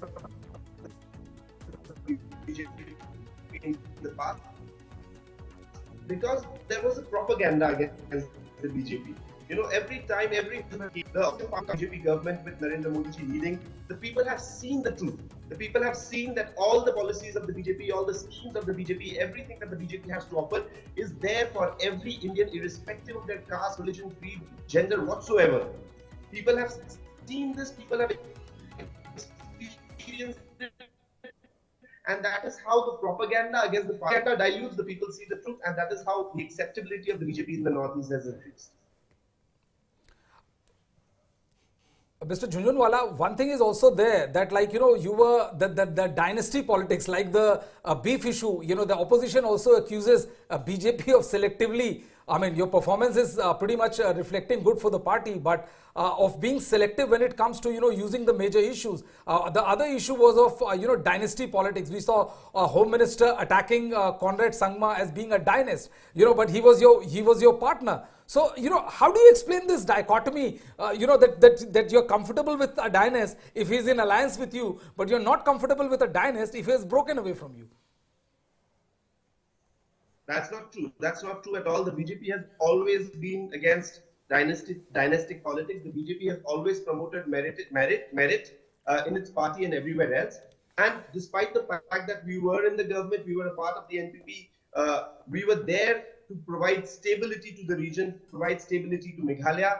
However, despite that, if you will turn back, to the media records of the past 2.5 years, the BJP has always raised its voice wherever there were issues of corruption, wherever there were issues of any kind of, moving aside from what the agenda of development really is. So the BJP has always raised its voice despite being in the in partnership in the government, and that you can see for the last 2.5 years, 3 years in fact, when BJP started raising its voice against corruption. Mr. Jhunjhunwala, there's also one interesting detail which is coming out in Tripura, where you are very comfortably placed, no doubt about that, leading in 41 seats, but it's about Tripura Mathe, which is Pradyot's party. You see the emergence of this particular outfit as another missed opportunity of the Congress party. I know you don't belong to Congress party, but I'm asking this as a larger canvas of being with an understanding of the politics of the state. Do you see his emergence as another lost opportunity for the Congress party, not able to reconcile to the growing aspiration and letting go of vital people? Starting from the person who is your person number one when it comes to Northeast, Himanta Biswa Sarma, to Pradyot. How do you see this development? See, as far as the Congress party is concerned, I think their agenda, their mindset has been laid bare in front of the public of, not only Tripura, the entire country. And we have been seeing this for the last 9-10 years, where the Congress party has been disseminating, it has been slowly declining, and it will disappear gradually unless, they do something to really change their mindset. The people of Tripura also see this. There is nothing to the Congress. They have nothing to offer. They come back with the same old, their narratives that they will do this, they will do that. But when it comes to delivery, the people see that they are not a party which delivers. They make promises every 5 years, and that's about it. That is all that they do. There is no iota of delivery as far as the Congress is concerned. It is very clear to the people. And this decline of the Congress is going to continue unless some drastic change happens. But we don't foresee such a kind of reinvention of the Congress in the near future. Ankur, Kartikeya, specifically in context of Meghalaya, what has worked for Bharatiya Janata Party, and do you think that you will be able to stitch up alliances with other regional parties? Or will you go back to with the NPP? Or will you go back to NPP? Ankur. Is that a question to me? Yes, that's a question to you. You are the sole panelist today. So all questions are fielded to you as of now. Okay. Well, see, you can see that the numbers, how the numbers are stacking up in Meghalaya. And I think the BJP will comfortably lead a coalition government which will be pro-development, anti-corruption. It will not be the same coalition which had, let's say, which was there in the past 5 years, where BJP was a very, very small part of it. But this time, the BJP is going to lead a coalition which will share the the ideology of the BJP in terms of it being pro-people, it being pro-development, it being anti-corruption. It has been one of our biggest agendas this time, that we are going to provide an anti-corruption-free government in Meghalaya, and that is the kind of coalition that will be built up if at all required. And definitely the BJP. Okay. We are also joined by Mr. Digjyoti, senior journalist, Kakhar. So thank you very much for joining us on News9. Am I audible to you? Yeah. Okay. Thank you so much, Mr. Digjyoti, for joining us. Please, can you take us through the consolidation of Bharatiya Janata Party, especially in Meghalaya and Nagaland? What has happened? How come BJP has not only consolidated itself but improved its performance across various states? So, once we have seen that the Northeast Development Agency, NEDA was formed in 2016, then onwards, the Bharatiya Janata Party, they are trying their best to put themselves in the entire Northeast, which was earlier it's a household name for the Congress party. But interestingly, we have seen that the way the BJP have taken the aggressive campaign and aggressive their boot to boot touch, and every home to home they have campaigned, but we have found hardly we have seen hardly that kind of effort from the other parties. So that way we have seen the BJP, they have been able to get more seats this time in Meghalaya as well as Nagaland, and they are continuing their best performance in Tripura, that led by NEDA convener and Assam Chief Minister Dr. Himanta Biswa Sarma. But Mr. Digjyoti, before we start going to other issues, do you think that all these Northeast election had some common theme, or they were primarily on local issues like local Nagaland issues, local Tripura issues, local Meghalaya issues, or do you think that there was a common link? The common thing is that in Meghalaya we have seen there is a corruption, allegation against corruption, nepotism, and all these kind of things. And one way, and the other way, the NPP led Conrad Changma, who break away from BJP 6 months earlier before the election, and we have seen they have campaigned one thing, that stability and development. That is the one way they are trying to put it, and the other way we have seen that basically whole machinery and other operation they have act during the election time, and during the even we have seen these are the main issues in that, and whatever we have seen in Meghalaya election, like earlier election also, money has played a big role. Money is played a big role in Meghalaya, and that is absolutely right, and we will not mind to say it openly. Okay. And in case of Nagaland. Yes. Yes? Yes. Ashok has a question for you, my colleague. In case of Nagaland. Yes. Yes. In case of Nagaland, earlier, although the insurgency was key issue, but we have seen this kind of disturbance of militancy, not only in Nagaland, in entire three states, Tripura, Meghalaya, and Nagaland. This time it's a very wonderful turnout of the voters. That's mass participation. That's a very great sign for Northeast India, and as well as the way the insurgency, they didn't play this time. And we have another things I love to mention that during this time, we have seen that main, in all the three states, the contest, in the main contest, which the Congress party, who used to being a ruler for the longest period, they have been not in scene at all. Whether it is Meghalaya, whether it is Nagaland, or whether it is Tripura.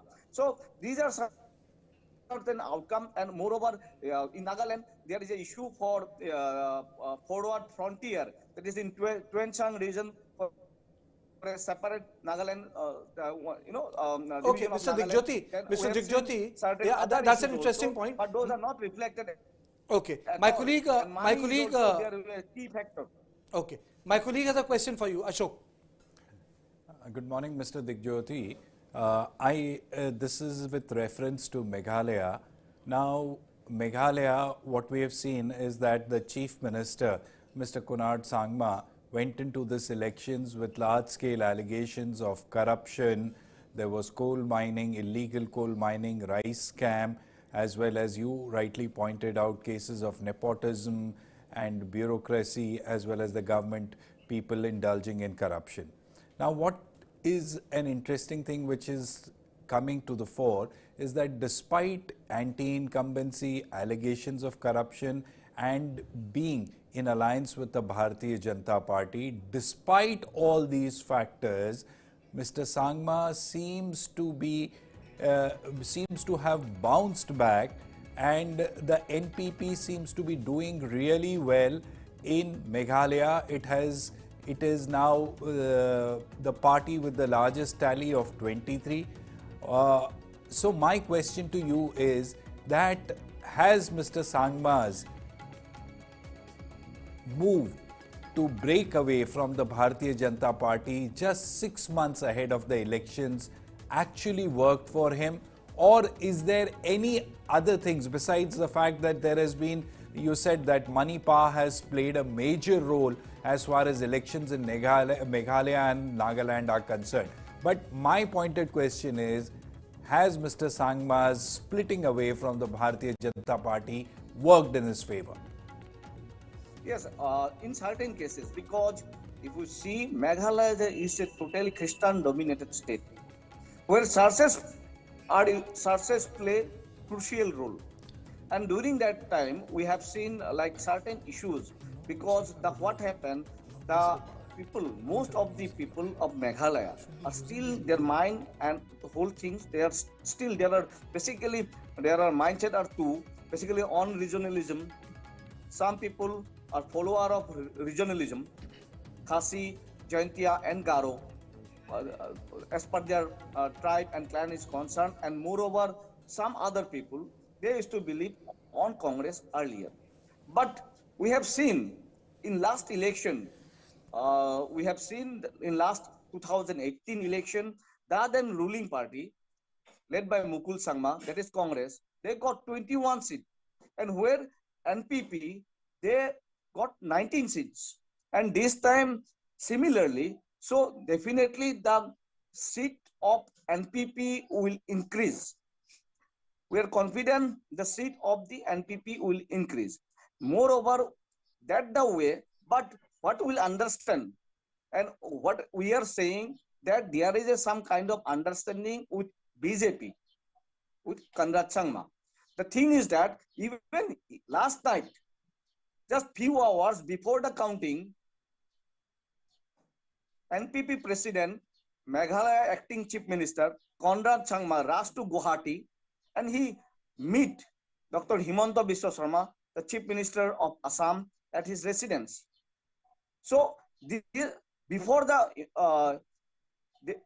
have given the consent, so that post-poll alliance should be with BJP. And the thing is that there is some kind of afraid also. BJP might come this time with UDP, that is United Democratic Mr. Front. Digjyoti, I would like to interrupt you a little. These visuals are coming from Tripura, and the Bharatiya Janata Party has already started to celebrate there because it's but obvious that the BJP has got 36 seats. Congress is leading on 13, the TMP on 11. TMC has not opened an account. So BJP is pretty happy that out of 60, they have formed the government. They have crossed the halfway mark. So BJP is going to form the government. So and it's a slim majority, but they have the majority.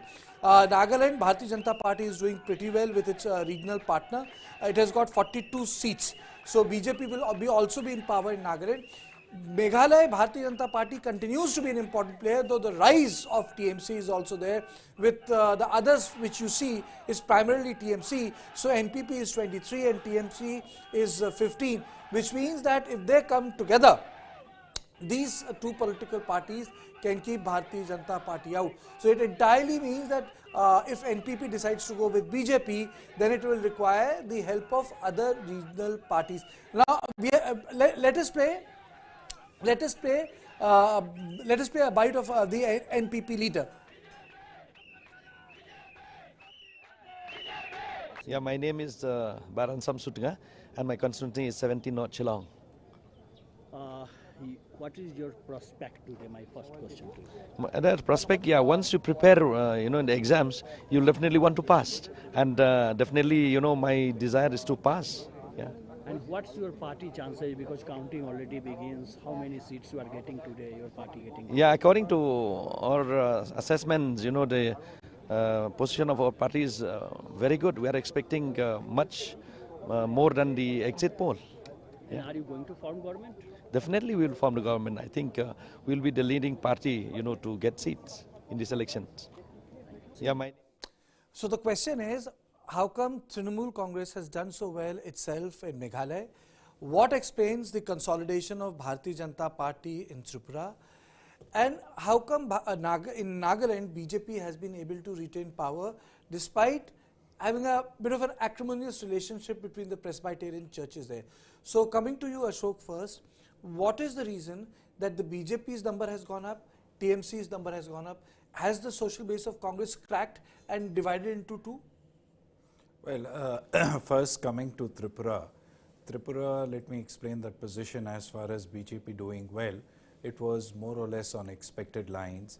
Tripura, Bharatiya Janata Party, as pointed out earlier by Brijesh, also did into some sort of a course correction when they replaced the Chief Minister Biplab Dev by Mr. Manik Saha, who's been the Chief Minister for Tripura.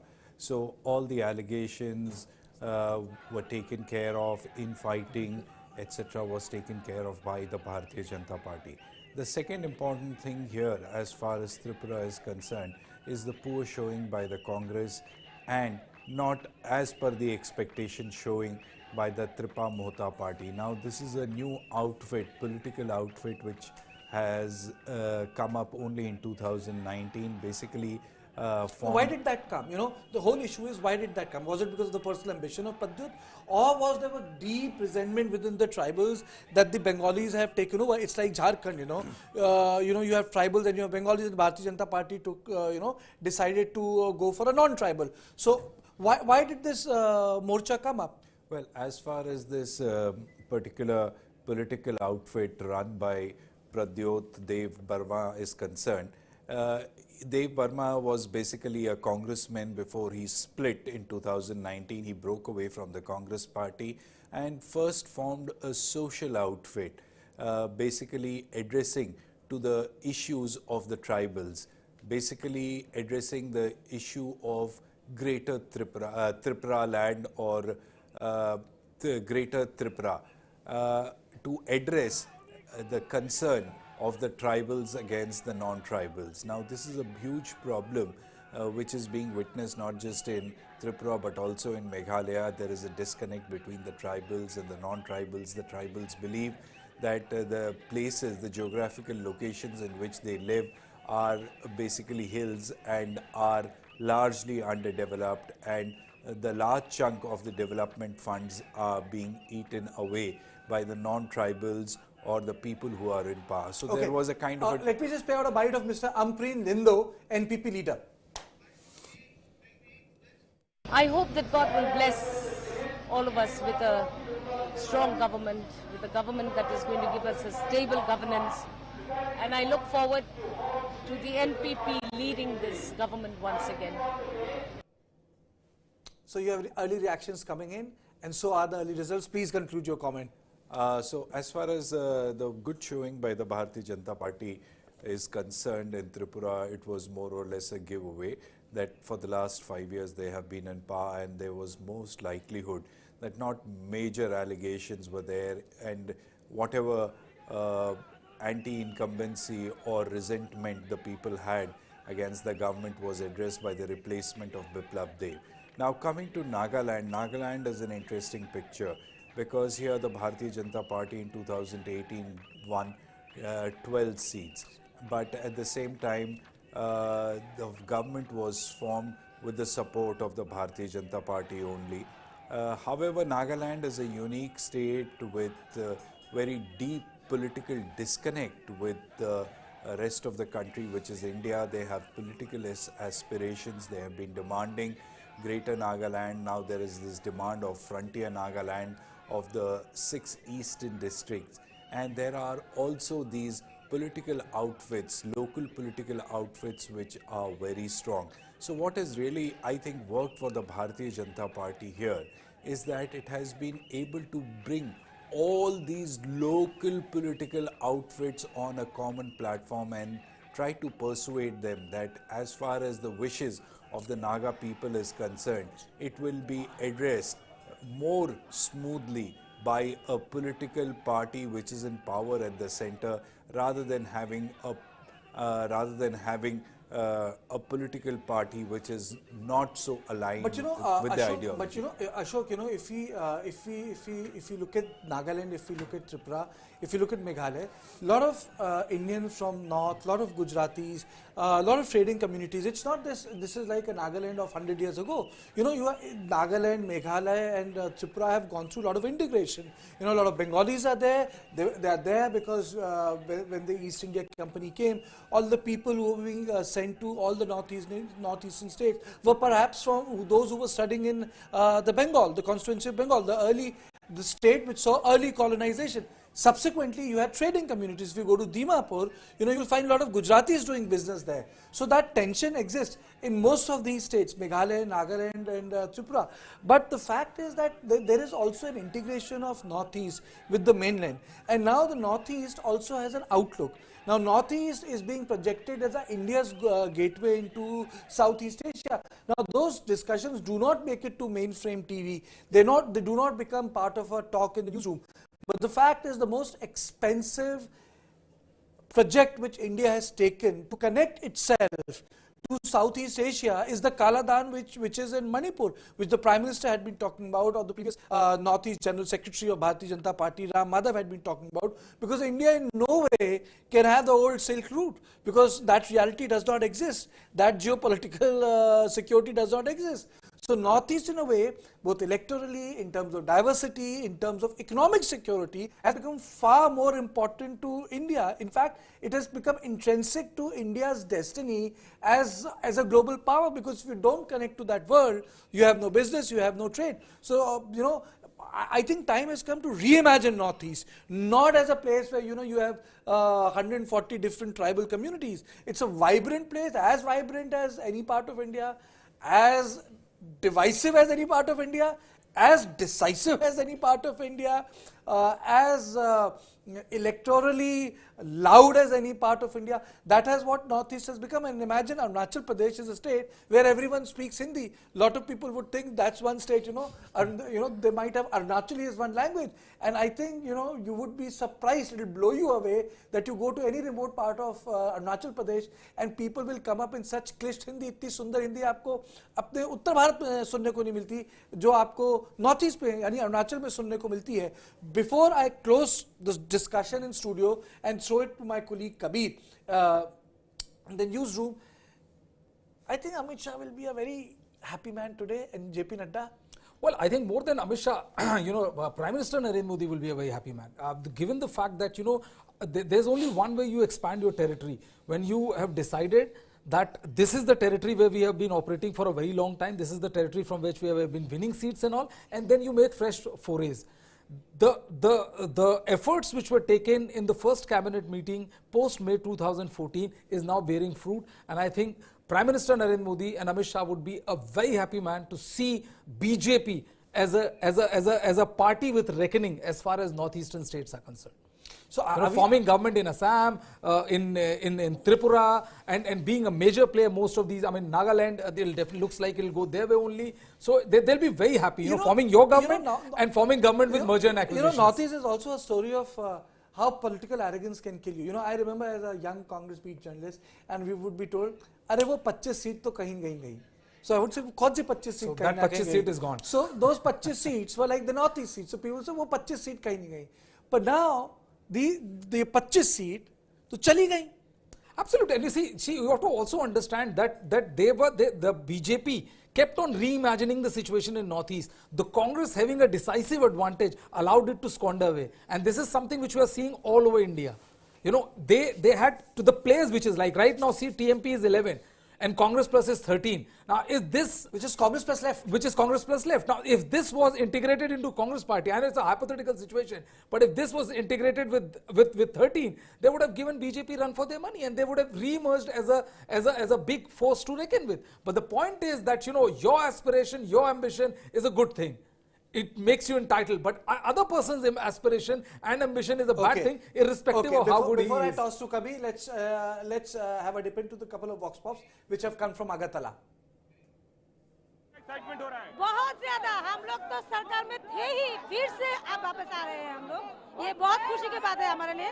और जितने ज्यादा seat पिछले बार हम लोगों ने observe किया और लिया, इससे कई ज्यादा सीट इस बार हम लाएंगे, क्योंकि हमारे सरकार ने बहुत अच्छा काम किया है।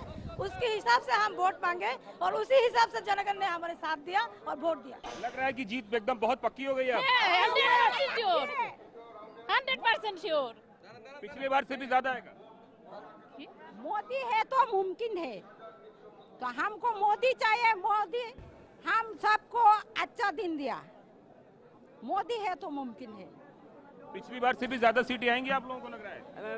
फुल 100% सीट आएगा। मुख्यमंत्री कौन होंगे इस बार? मुख्यमंत्री ऐसे पार्टी ठीक होंगे। हम लोगों को मानिक शाह जी चाहिए, त्रिपुरा में Manik. So Modi hai to mumkin hai. To you, Kabir, I think that's a very telling statement.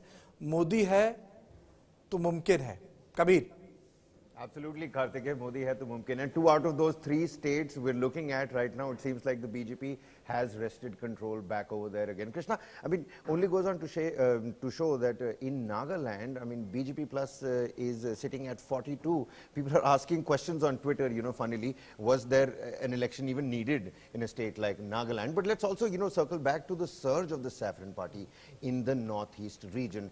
Prime Minister Modi's focus in the Northeast, the road developments, infrastructure development projects to the tune of, crores of rupees. And his own road show. Absolutely. I mean, leading up to these elections. Maybe that's why the road infrastructure. But I mean, the larger picture here is that, Northeast, the BJP wants to become an organic factor in the Northeast. They've certainly done it in Tripura. If the numbers are anything to go by, it's for the first time that, outside of Assam, this party has, sort of retained control over there as well. So let's just talk about the surge of the Saffron Party.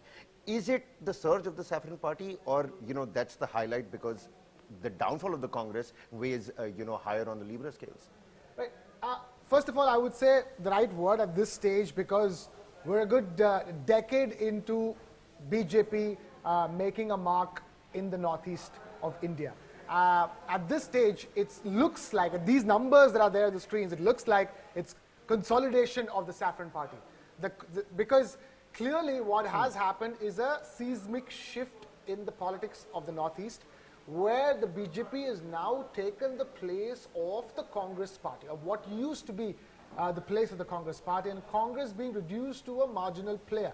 Now, I wish even that statement was 100% true, because as I'm saying that statement, I'm seeing the fact that the Congress plus left combined in Tripura has got 13 seats. Right. It was wiped out last time around, and you see Congress doing a double-digit number of seats. It is holding on to 5 seats in Meghalaya as we speak.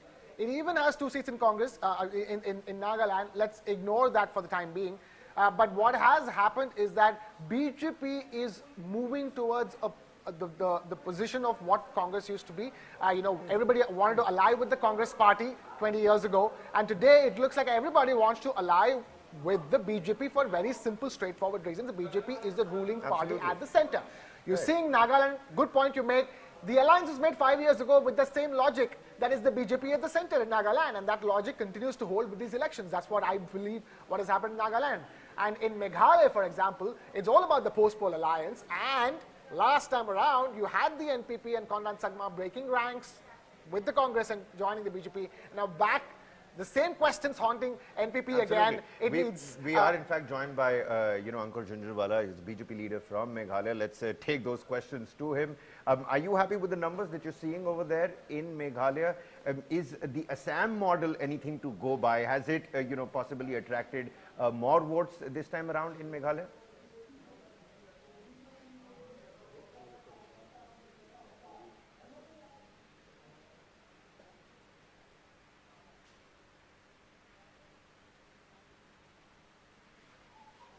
Well, Ankur, I'm going to have to ask you to unmute yourself. If you could please unmute yourself real quick. Apologies. Am I audible now? Yes, do go on. Fantastic. Please go ahead. Fantastic. I'm saying the numbers are really heartening, and the numbers are expected to improve as we progress through the day. The BJP is definitely going to lead the coalition that governs Meghalaya for the next 5 years. Pro-development, pro-people, anti-corruption agenda that we had gone into the elections with is what we are going to stick with as we lead the government in the coming years. So that is there. As far as the acceptability of the BJP, because you were discussing as to why the what is the reason for the surge of the BJP in the Northeast and in Meghalaya, etc. So I just want to tell you that if you will compare, the government of the Congress before the government of the BJP at the center, you will see that our then Prime Minister had visited Northeast only 2 times. That was to cast his vote. The current Prime Minister, Narendra Modi ji, has visited Northeast more than 60 times. That shows the kind of focus, the kind of inclination he has towards the development of the people. And that is the difference. It is not because the BJP is in the center that the people here are accepting the BJP. It is because the BJP at the center has focused and worked for the people in the Northeast that the people here are accepting the BJP in large numbers. We can see that in Tripura, we can see that in Nagaland, we can see that in Meghalaya. We are already seeing it in Assam, where development is, happening at breakneck. Ankur, you know what? We're also joined by Amir Hussain, who's a Congress spokesperson on the broadcast. We'll also take a quick opening comments from him as well. Amir, last time around, the Congress, we all know what happened with the Congress. It was like, thankfully, it wasn't a Goa affair. People actually, broke that alliance and went out. What do you think is going to happen this time around in Meghalaya? We're sitting at 5 seats for the Congress party, and everywhere you open any media portal, you talk to any psephologist, they'll only talk about the downfall of the Congress. Has it made any inroads, or are we looking at BJP becoming an organic party in Meghalaya as well? Thank you for having me on your show. Being a spokesperson of Tripura Congress, I can tell you that the figures that you are showing on your channel, it's just a first round. It's just a first round, and we are sure that we are gonna make a government. We will form government, and this is just a first round. It's not, and BJP is not gonna get more than 10 or 12 seats. So don't be hurry. Just wait and watch the whole result. Then you will also find that BJP is gonna lose this election in Tripura, because during 5 years, BJP didn't do anything for the favor of our common people of our state. The common people of our state, instead of that, they are vandalizing the constitutional institution and the constitutional rights of the common people. They snatched the democratic right of the people of our state. So people have decided to, make out them from power. And from the dawn at 4 to 4 a.m., people, went out to the polling stations and casted their votes. And we are sure that this time BJP is not going to get more than 10 or 12 seats. Just, I will say, just wait and watch. The game is on. The game is on, and it's just a fast round, and it's not a final result. Well, of course, Amir, we're all waiting and watching. We're all waiting and watching. And I mean, this is, of course, a scientific process. We must go by these numbers. We can't possibly be standing outside each and every counting poll booth. Can we over there? Krishna, would you like to echo on any one of those points? The question is, at this stage, what exactly is Congress's strategy? I mean, in a state like Tripura, for example, you are going together with the left, who you've been fighting for so many decades. Do you think, how do you think that vote bank is performing for you, that strategy is working for you in a state like Tripura? Look, in 2018, we are also in BJP, and we made so many promises to the people of our state that after forming the government, we will give all the promises that we have already written in the vision document. But after forming the government, what we've seen that the BJP government, has betrayed the people of our state. They didn't fill up any single individual promises. So when we see that the BJP government has betrayed our people, then the people of our state, made opinion and come to our leaders to, leave BJP and join Congress. And for fulfilling the demands of the common people, we leave BJP and join Congress and fighting against this BJP with allying with CPIM. Because that time we were fighting for the fulfilling of the demand of the common people. This time we are fighting for the saving of the democratic right of the common people of our state. Because BJP government has been snatching the democratic right, constitutional right of the common people of our state. So we have made our mind to come together, CPIM and Congress, and fight back the BJP government and restore the democratic right of the common people of our state. All right. That's why we have just come together. Now, let's take this back to Ankur Jhunjhunwala, if we still have him with us. Ankur, talk to us, as a party, the BJP, where does it go from here? You've seen in Nagaland a repeat of what happened in the previous elections. You're going to see most likely a repeat in Meghalaya as well of what happened after the previous elections. And in Tripura, despite the Tripura Mota party and all the hype and hoopla it created, the BJP is just about consolidating. Where does the BJP go from here? What is the strategy from here in the Northeast? We're talking about it at a time when Prime Minister Modi's roadshow did what it did before these elections. So, well, thank you for the question. See, the journey ahead is quite simple, if I may. The journey ahead is quite simple. The BJP will continue to work for the people. The BJP will continue on its pro-development agenda. You have seen in the last 9 years how every 15-20 days one union minister would be in the Northeastern region, taking stock of how things are, how the progress is of different projects. The BJP will continue to do that, and I think the rest is for the people to decide, and I am quite confident that the people will continue to choose the BJP over any other alternative that they may have in the region, because like I said earlier, the BJP is the only government that is.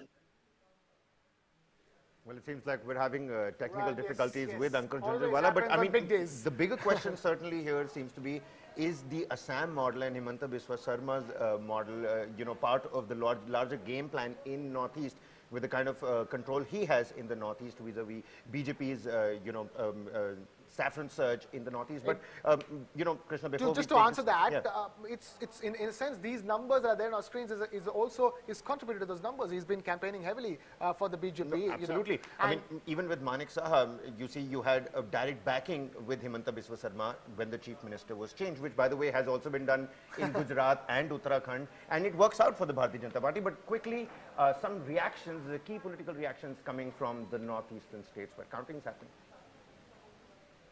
Sir क्या उम्मीद है आपको NPP को clear mandate मिलेगा? लेकिन मुलाकात तो की है कॉमरेड संगमा ने, आपके मुख्यमंत्री ने हेमंत बिस्वा के साथ। उम्मीद तो पूरा है कि हम लोग की सिंगल मेजोरिटी गवर्नमेंट बनाएगा। लेकिन देखो अभी क्या होता है आफ्टरनून तक।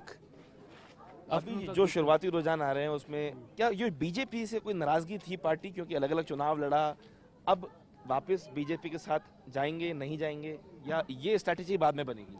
ये सब बाद में बनेगा, ये सब स्ट्रैटेजी बाद में बनेगा। अभी फिलहाल तो काउंटिंग होने दो, फिर देखते क्या होता है। आपको लगता है आपकी पार्टी के खिलाफ यहाँ के जो लोग हैं उनमें नाराजगी है किस, और उन मसलों को लेके, चाहे बेरोजगारी हो या भ्रष्टाचार हो, उन मसलों को लेके कहीं ना कहीं एनपीपी को क्लियर मैंडेट नहीं मिल रहा है? नहीं, देखिए हर पार्टी के साथ ना सेम है। कोई नाराज है, कोई खुश है पार्टी से, चाहे वो बीजेपी हो, चाहे वो एनपीपी हो, चाहे वो कोई भी पार्टी हो। पूरा देश में कोई लोग अच्छा लगता है पार्टी को, कोई लोग अच्छा नहीं लगता है पार्टी को। We cannot say that, you know, कि सिर्फ एनपीपी के साथ है, सिर्फ बीजेपी के साथ है, सब सेम है। एंटी इनकम्बेंसी फेस कर रहे हैं? बिल्कुल नहीं, मुझे नहीं लगता है। ठीक है, thank you so much. My name is Baran Samsutga, and my constituency is 17 North Shillong. What is your prospect today? My first question to you. That prospect, yeah. Once you prepare, in the exams, you'll definitely want to pass, and definitely, my desire is to pass. Yeah. And what's your party chances? Because counting already begins. How many seats you are getting today? Your party getting? Yeah, according to our assessments, the position of our party is very good. We are expecting much more than the exit poll. And are you going to form government? Definitely we will form the government. I think we will be the leading party, to get seats in these elections. I hope that God will bless all of us with a strong government, with a government that is going to give us a stable governance. And I look forward to the NPP leading this government once again. Well, if the numbers are anything to go by, the NPP still hasn't opened its account. But visuals on your television screens, folks, from Tripura, where celebration has already begun. Sound of, cheers and the drums and dhol sitting at 36, the BJP plus the IPFT. Alliance is sitting at 36, crossing the halfway mark, and I'm sure, Krishna, something similar is going to be happening in Nagaland soon enough as well. Yeah, no, Nagaland is pretty much, from the way it's looking right now, I think it's good enough to call at this stage. It's 42 leading for the BJP combined, a repeat of the previous election, as you've been telling us, for all those watching, why they have an election in Nagaland is the kind of memes that are doing the rounds on social media as we speak. So, but at the same time, do you see Rio, retaining the chief ministerial post, considering he has an in with the Eastern Naga People's Organization, the entire belt that is demanding for an autonomous region for the tribes of Nagaland? Is that going to be, a major factor in retaining Rio as the chief minister of Nagaland?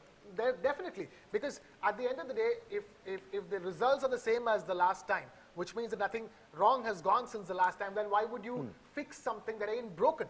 So clearly, Rio is the man who's holding the entire ship together, be it the tribals or, with the BJP, the dominant ruling party at the center, which is crucial for a state and like what about Nagaland. Tripura? Manik Saha, do you see him retain the seat again? Tripura is too early to call at this stage in terms of who will be chief minister, considering the number of chief ministers that they have changed in quick succession, even after the BJP coming to power. And Tripura's also state what you have, both Tripura and Meghalaya, you have chief ministers changing every 2 years. Every 2 years, yeah. Every 2 years. So, That's the average time. Exactly. I wouldn't put my neck out at this stage to call the Chief Minister of Tripura, although Manik Saha continuing seems like powerful. He has been doing some good work. He has the backing of the stalwarts of the BJP as well. Meanwhile, you saw those visuals from Tripura. We also have some reactions, vox pops, the common people. What do they have to say? These reactions coming from Agartala. Take a look. बहुत ज्यादा हम लोग तो सरकार में थे ही, फिर से अब वापस आ रहे हैं हम लोग। ये बहुत खुशी की बात है हमारे लिए। और जितने ज्यादा सीट पिछले बार हम लोगों ने ऑब्जर्व किया और लिया, इससे कई ज्यादा सीट इस बार हम लाएंगे, क्योंकि हमारे सरकार ने बहुत अच्छा काम किया है। उसके हिसाब से हम वोट मांगे और उसी हिसाब से जनगण ने हमारे साथ दिया और वोट दिया। लग रहा है कि जीत एकदम बहुत पक्की हो गई है। 100% श्योर। पिछली बार से भी ज्यादा आएगा। मोदी है तो मुमकिन है, तो हमको मोदी चाहिए, मोदी हम सबको अच्छा दिन दिया। मोदी है तो मुमकिन है। पिछली बार से भी ज्यादा सीटें आएंगी आप लोगों को लग रहा है? फुल 100% सीट आएगा। हाँ। मुख्यमंत्री कौन होंगे इस बार? मुख्यमंत्री ऐसे पार्टी ठीक होंगे। हम लोगों को मानिक शाह जी चाहिए, त्रिपुरा में मानिक। Well, Krishna, अच्छे दिन are certainly, quite prevalent in Tripura. We just heard that Modi hai to mumkin hai. But what do you think has been working out for the Saffron Party? We know Prime Minister Modi's push for the Northeast, but what else? What's really happening on the ground? These Labh Bharti schemes, women voters have come out to vote for the BJP much more ever since 2018. There's no denying the fact that BJP has been making its giant strides in the Northeast, considering it was a completely irrelevant party a decade ago. Or a marginal player at best a decade ago, and 2 decades ago a completely irrelevant party. Let's not denying the fact that BJP is making giant strides, but what has happened is a huge political vacuum created by the fact that the Congress party, which is what every other party in the Northeast fought against for the last 3 decades, is not the force that it was. It's not the dominant force it was. It's clearly a vacuum, and hard, logic, brass tacks. If you're in the Northeast of India, if you're a voter in the Northeast of India, you want to make sure money comes into your state, investment comes into your state, infrastructure comes into your state. And how is that going to happen in an economy that has been a non-starter for so many decades? Only by a push by the central government. So whoever you vote for, you are hoping that they will be able to get the right funds and the right support from the central government of India. And who is the central government of India for the last decade in India, and who is likely to be for the next decade? The Bharatiya Janata Party. So I think the people in the Northeast are voting on cold logic, especially in the year 2023, because we've seen enough. Maybe in 2013 they weren't that sure. Maybe in 2018 they got a little sure, but now in 2023 they're dead sure. Well, just saw, a number flip over there. The BJP with the IPFT sitting at 34. The Congress left combined now at 14.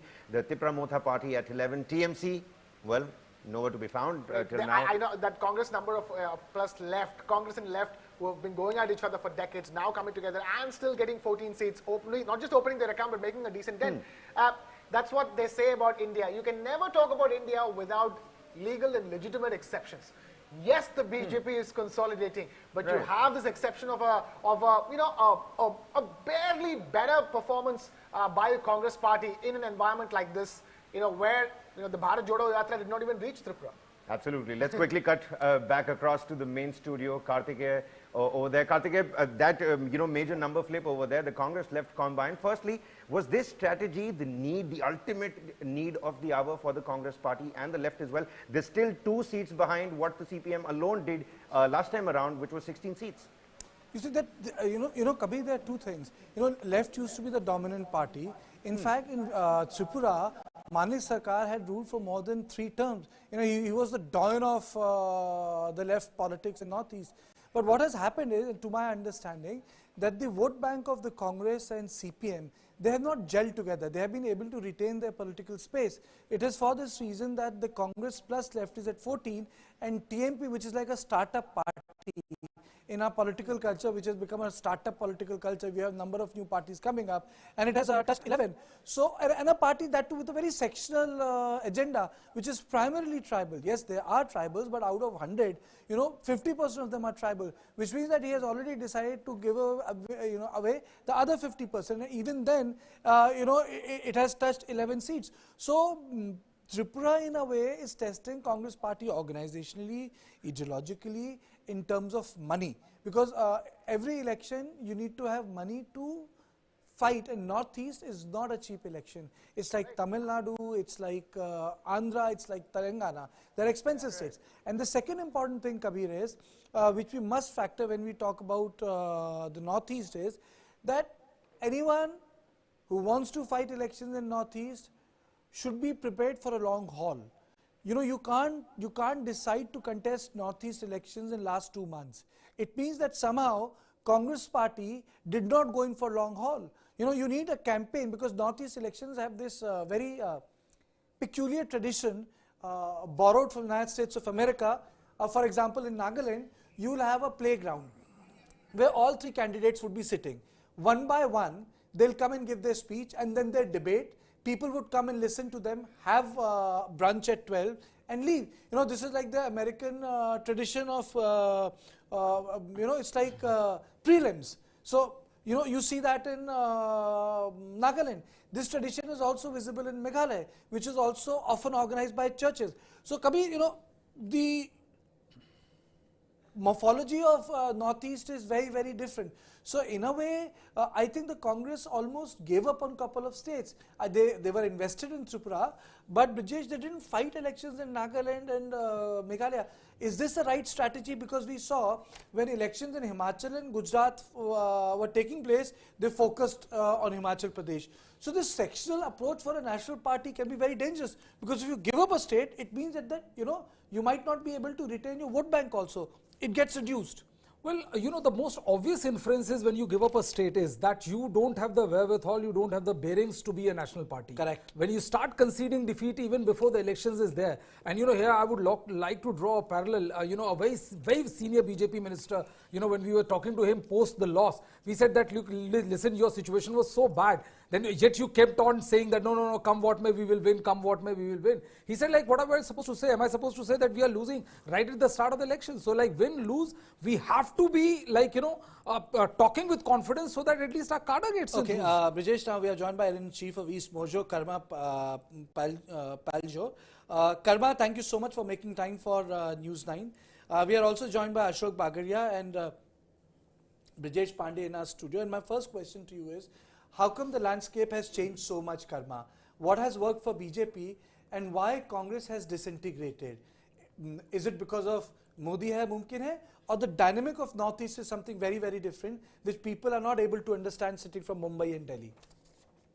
Right, you know, it just reminds me of the famous ghazal, which says, you know, Rukh hawaon ka jidhar ke, udhar ke hain. If you know the other part, you can complete it, you know, because I don't remember the other part. But the first instance really hits it for me. So that is it with the Northeast, yeah, if you look at it. Because whoever, it is good for us. I can hear you? Yes, yes, you're audible, Karma. Yes, yeah, please. Okay. You know, whichever party is at the center, we align with that party because it's good for us. Because we are smaller states, we need to survive, number one. But has BJP done its work on the ground or not? It has. There are visible changes. The focus has been great. The number of ministers coming and visiting us, over 400 ministers have come and visited us, you know. And this is not a tick mark that, oh, I have reached that place. No, they are going to difficult places. They are meeting people. You know, one example is of my cousin's bakery, which is in outskirts of Gangtok, difficult to reach. One of the union ministers reached there because he came to know this is one of the successful stories. Meenakshi Lekhi recently came and went to one of the most remote areas in Arunachal. Arunachal, I'm just back from a constituency called Tali, which has had no road connection since 1957 or 1967. The road has been forever built, crores have been spent. Finally, this BJP government which was there was able to connect. People are actually crying when the cars entered that little village, which is so sleepy, looks like it is 100 years behind the rest of the country. So visible changes are being made. People are seeing it. Specifically come to Tripura now, and it's stellar performance. When Biplab Dev was there, he was removed. The party looked to be in a bit of a trouble. But the new chief minister came in, and one visible change that he made was he brought the violence down.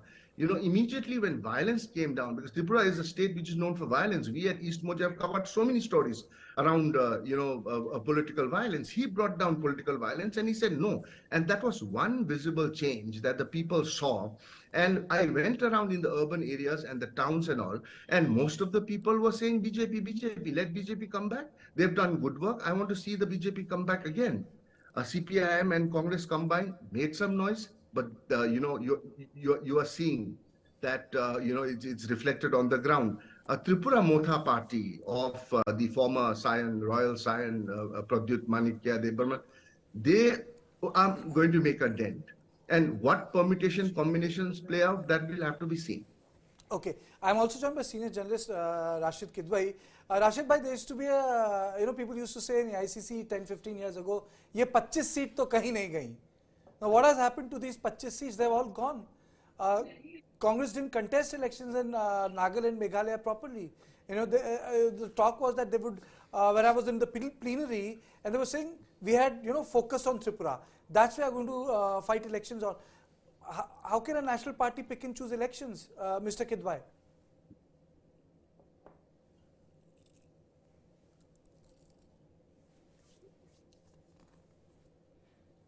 Rashid bhai, am I audible?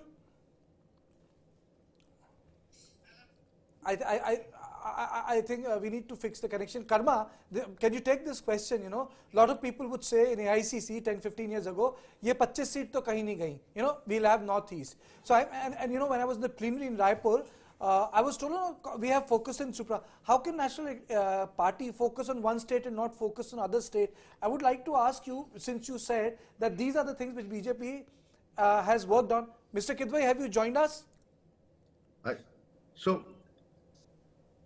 Can I go? Yes, Karma, you go and then I'll go to Mr. Kidwai. Yes. Yeah. So 25 seat to kya? I would reply by saying 25 seat to kya sare leader chale gaye. Sare leader chale gaye, दूसरे party join कर लिया, कोई chance ही नहीं है. Concentration. Exactly what you were discussing. चले क्यों गए? They had in fact given up, before the campaigning already started. Most of the top leaders, including Rahul Gandhi, was busy with Bharat Jodo Yatra. He didn't even try. So it was like what they did with the Northeast, even when they were in central government, they didn't give so much importance to the Northeast, because Northeast didn't matter when it came to the permutations and combinations at the Lok Sabha or the Rajya Sabha. Therefore, the focus was less. But here the focus is more, by all accounts, this government has spent. And come, I will show you infrastructure. I will show you the work that is being done. So these are visible changes that people see. But again, I would also say, come 2024, if the government changes at the center, then you may see a completely different color in the Northeast. Because people of Northeast are practical. Yes. Yes, they are practical.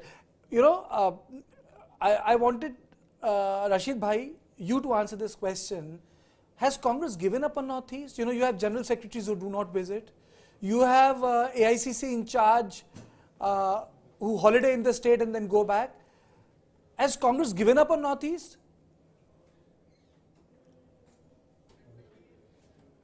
I think some criticism is valid, but I think a lot of it is unfair also. If people, leaders of leave the Congress on the eve of election, what is Congress left with? I am here sitting in Shillong, and I seen the the ground situation. The ground situation is very different. So there are a lot of pressure. There is a lot of money power, muscle power. All this. The people of Northeast are very good. We are very innocent. But to look at that, even on the things like on gender lines, and look at Nagaland, it does not have, since independence, it does not have a single woman MLA. And even in Meghalaya and in Tripura, the women participation or getting elected ratio is very little. And considering a lot of these societies are matriarchal and women do a lot of work, so there are a lot of contradictions are there. But I think when we talk about BJP is also, look at the BJP tallies. It's somewhere it's getting 5, 6, some places getting 6 seats, except for and even in Nagaland they have an alliance, so they are only contesting on 20 seats. So the national parties are playing second fiddle.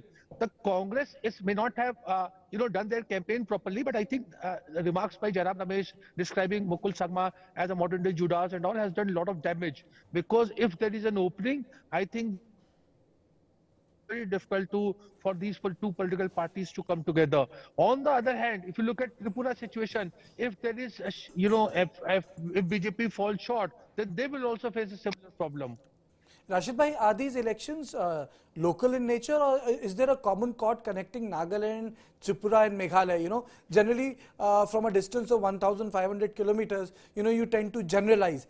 Are there local issues, Nagaland issues, Rashid bhai, Meghalaya issues, Tripura issues, or there is a larger issue at play? I think there is a larger issue at play. play. There is no common thread. We look at it, simplistic things. And as I said, you see that out of that 178 seats that today, the results are being announced, the BJP is not in serious contention in over 60 seats or so. And same is the case with the Congress party. So it is not, it is the regional party. The regional party, there is a dependence model, which was tailor-made by the Congress and perfected by the BJP. So there is Raj Bhavan, there are, enforcement agencies, there are all kind of things who are calling shots. And there is gross misuse of, resources, religion, religious institutions, etc., clergy, all these things come into play. This is an irony, Rashid Bhai. What you this are is such asking in terms of the political mechanism is not so. This is such an irony. Models models made by Congress have all been perfected by Bharatiya Janata Party, whether it is Delhi, Mumbai, Chennai. My colleague Brijesh Pandey has also a couple of questions. Ashok Bagre will be also joining me. Brijesh, to you. Hi, Rashid. Brijesh, this side. I just wanted to ask you one thing. Is there, or rather, when will the Congress learn, that people who they find not so palatable up to their standards, exacting standards, if I may say within quotes, and those are the very people who are co-opted by the BJP and who are their main performers, key performers as far as the state of Northeast is concerned. For example, Hemanta Biswa Sarma, now he's the key man as far as the BJP is concerned in the entire Northeast. We also saw Pradyot, the case of Pradyot, and how the things are panning out as far as the state of Tripura is concerned. Why is there such a big reluctance in BJP, in Congress party, to accommodate aspirations of young leaders?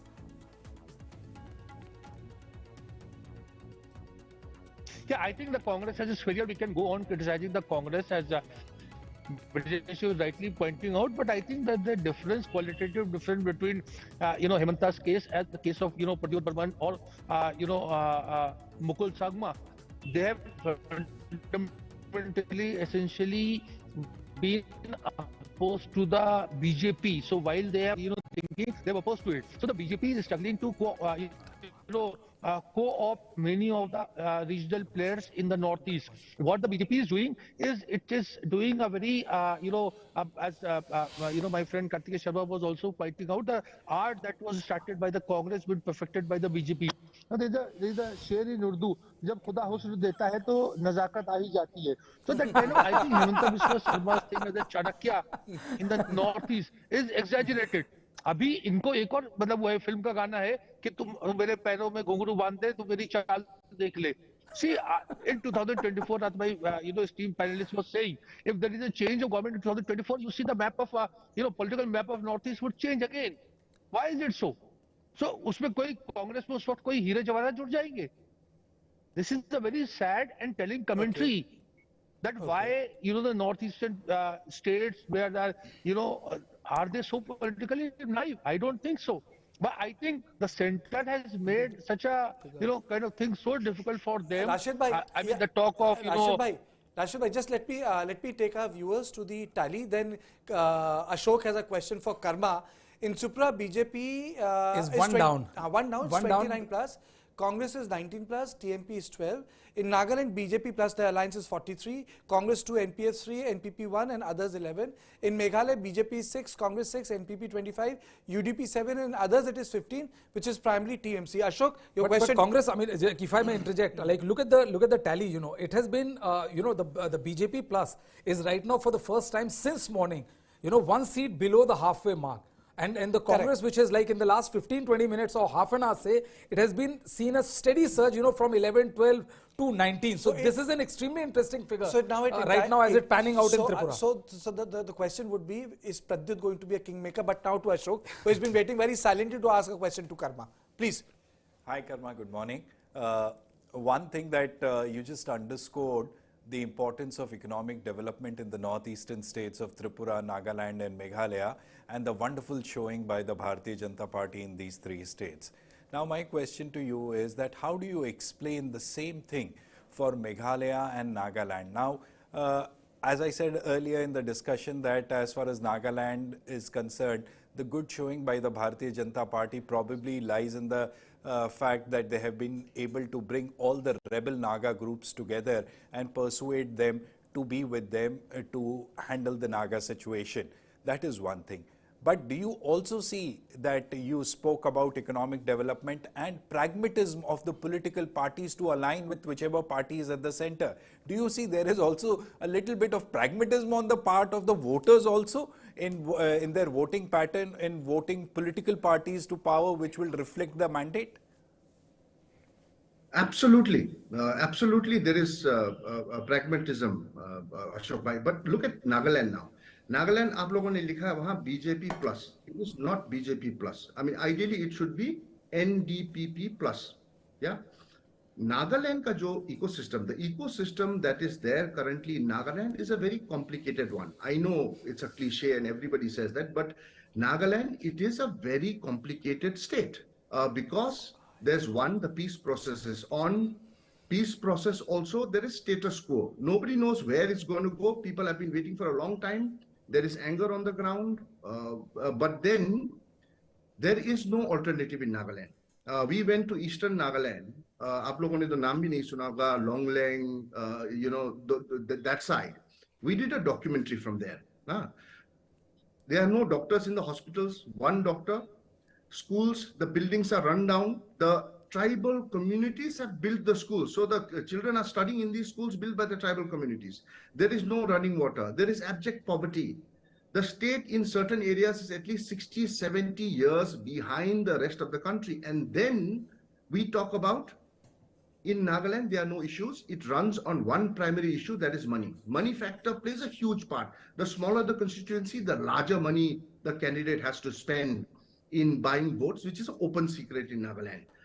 Issues pe fight nahi hota. It's fought on money power. That's why, you know, you go to Dimapur, you see these massive bungalows on one side like Hollywood Boulevard, and then abject poverty where children are walking to school in roads which is not paved, and आधा kilo तो उनके मुंह में धूल घुस जाता है by the time they reach school. So nobody is voting for development, nobody is voting for anything. They are just voting right now to balance themselves, to see, okay, this is the only option. So for now they see as the NDPP, which is there, which is powerful, which is backed up, which has got money power, as the only option. So here, when you say BJP plus 44, it should actually say NDPP, and NDPP is a regional party, you know. And then there is the issue of underground, and NDPP is delicately balanced there. So all these issues, and for some people, elections may paisa aata hai, which may run their family for the next 2 years.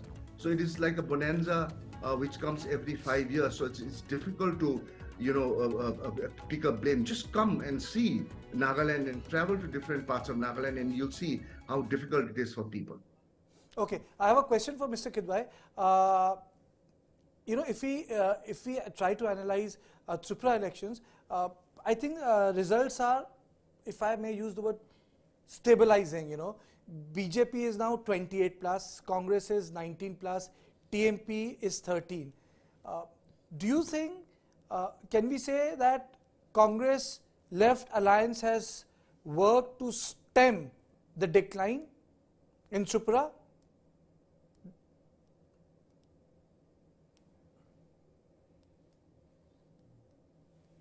Yes, certainly.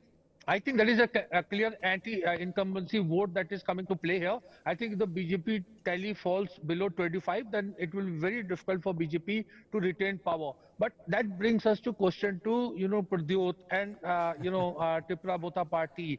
He wants to be kingmaker. He wants to be, you know, a chief ministerial phase. Though he did not contest election, would the left Congress be able to accommodate? And for that matter, would the BJP consider making him, you know, the chief minister? This is a very interesting part, because if you know, you see, Mr. Amit Shah had met Pradyot, or Pradyot had met Amit Shah, and the negotiations were there, and Pradyot wanted to make a firmer commitment on that Greater Tripura issue, which is of course a non-negotiable as far as the BJP at the center is concerned. So it is going to be a very tricky thing. I think formation of government is going to pose a lot of problems, particularly in Tripura, if the BJP falls short. I mean, according to me, the figure is 25. If the BJP is less than 25 seats, there is no way they can form government, because you can see, as your column is showing, there are no others. So if there are no others, then it is the BJP can't do business with the Congress left, and Tripura is very, very, very clear that unless the chief ministerial post is given to them, why would BJP with 25 seats would make somebody with 13 or 12 or 15 as chief minister? So this is going to be a tricky thing for the left and Pradyot also, because left and Pradyot are not in best of terms. Of course, the Congress, Rahul Gandhi, Priyanka Gandhi and Pradyot, they all are, they have a very, long association and I would say friendship also. Okay. Karma, was CA an issue in Northeast election? People thought that CA would certainly be one of the issues, but it's not. It was a non-issue in Assam. Remember, how Assam had really kind of burnt when this came up, but it was a non-issue in Assam. Similarly, in other states also, it's definitely not an issue at all, because people have other issues to worry about that. So CA was not an issue. So if I have to ask you, what was one principal issue in Nagaland, one principal issue in Tripura, and one principal issue in Meghalaya? So let's start with Tripura.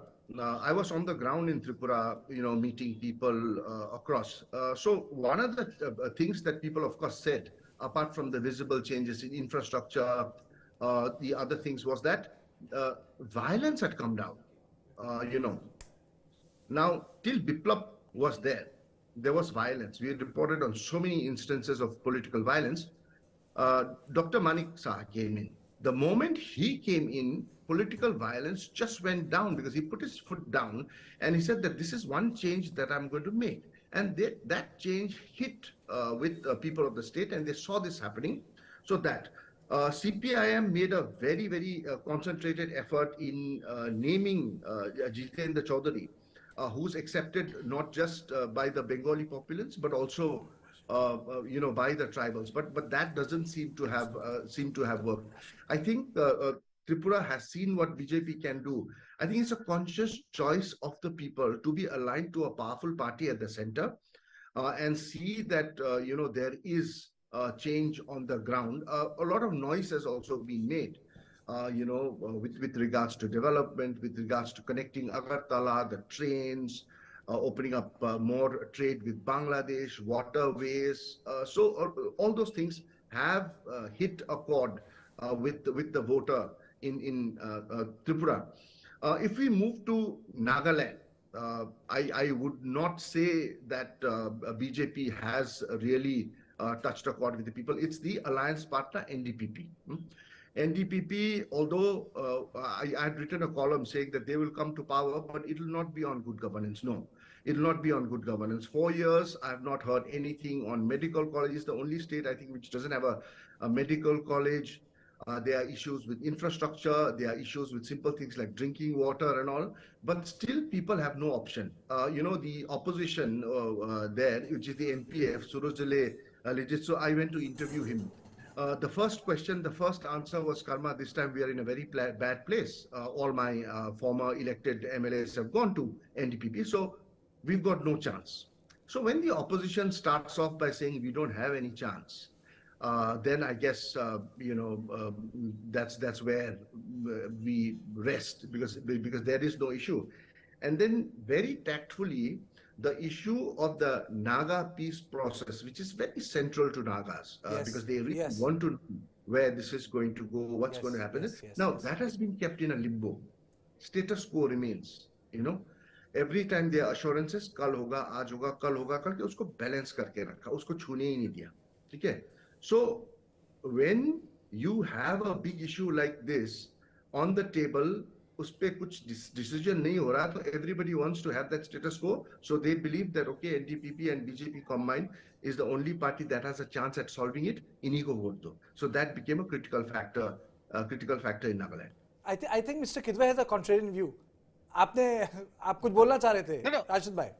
Yeah, बोलना चाह रहा था, but it's in favor of what my friend is saying. Okay. See, there've been 168 rounds of Naga talks. Can you imagine this time and age? It's been going on from 1960s.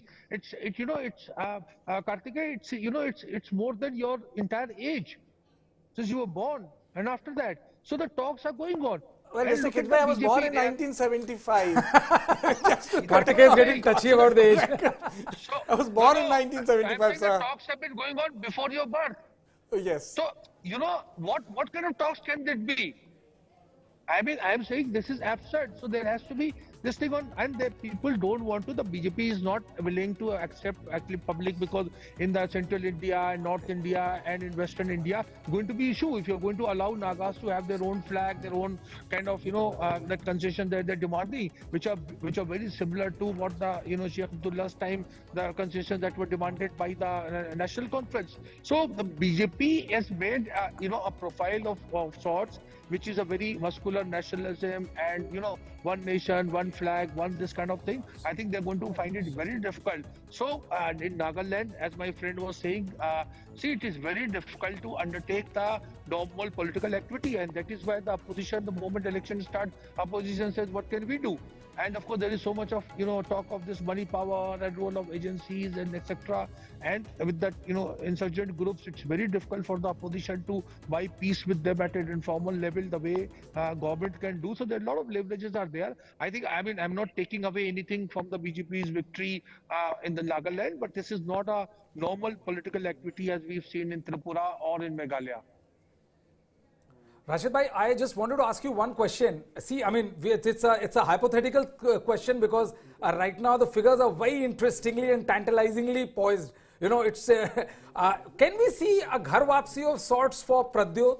Will the Congress leaders show large-heartedness and political acumen to a level where they, if the figure stabilizes, allow a ghar wapsi and make Pradyot from the kingmaker's position to the king as far as the state of Tripura is concerned? It's a hypothetical question based on currently on the stats which we are seeing right now on the screen. See, hypothetically speaking, this looks a plausible thing, but practical side, not at all. It's like saying, Mamta becomes a UPA, chairperson or UPA, convener. It doesn't happen. Whether it is Sharad Pawar, Jagan Mohan Reddy, anybody who leaves the Congress, they enjoy that freedom. There is no high command. You don't have to play, court to various people and go to, Tenjan Path and Sujan Singh Park and Tughlaq Crescent, etc., and wait for your turn to be called. So I think, I don't see Pradyot going back to the Congress. He is in one good thing, I would say, Karthikeyan, you may correct me if I'm wrong. Okay. See, all those people who have left, whether it's Priyanka Chaturvedi or to some extent even Jyotiraditya Scindia, we saw in Parliament how he was talking to Sonia Gandhi, the joint session was taking place, and the congressmen had not come from Kashmir. So I think there is a very cordial terms are there between those who have left the Congress. There is very little bitterness. So therefore, the possibility of business is very much there. But Pradyot is very clear. He, with the BJP, with the Congress left, he wants to be on the driver's seat of his party. Whether anybody can accommodate, and time is a very big factor. So, whoever jumps in first, then that person would. So this is a first mover advantage is also going to there. I think we have seen in Congress tends to be a little tardy. I think you have a point, because there are people who left at good terms. There are people in Congress who left at bad terms. There are people who left Congress, surprised the leadership, but they're open to business, and most of them are in Northeast. But I would say they left Congress because they didn't see a hope for the Congress in future. They had a good future within the Congress, but probably they felt that the Congress has no future in coming years. Brijesh has a question for Karma. Karma, hi, Brijesh Pandey this side. I wanted to know from you, this change of guard in Tripura, with Biplav going out and making way for the incumbent, does that has impacted the party's performance? Because, the party was gung-ho and was aiming at looking at a figure of somewhere in the range of 40 plus seats. But the tally which we are seeing right now is not reflecting that gung-ho. So somewhere went wrong with the change of guard, or they should have just continued with Biplav and send a message. How do you interpret this? I think the change of guard was the right decision to do, because that is what I got from the ground. So when I went on the ground to see, because of, especially because of the way that Biplav was acting, the way that Biplav was functioning, a lot of people were against. One of the main issues was political violence. You saw there was so much of political violence in Tripura at that time. So that was a real challenge as far as Tripura is concerned. The moment they brought in this new chief minister, everybody thought that, okay, now there is a problem There are issues within the BJP. They are not sure what's going to happen. So that was a big issue. But now, after Manik Shah was brought in, he made visible changes when it comes to the law and order situation. Now, that was taken very positively by the people, and so, okay, BJP is at the center, it's comfortable. BJP is bringing changes across Northeast. Maybe our state will also see that change. Here's the chief minister who's not autocratic, who believes in the rule of law, who's brought down violence. So we will stay with him. So I think that is where the state has decided to go.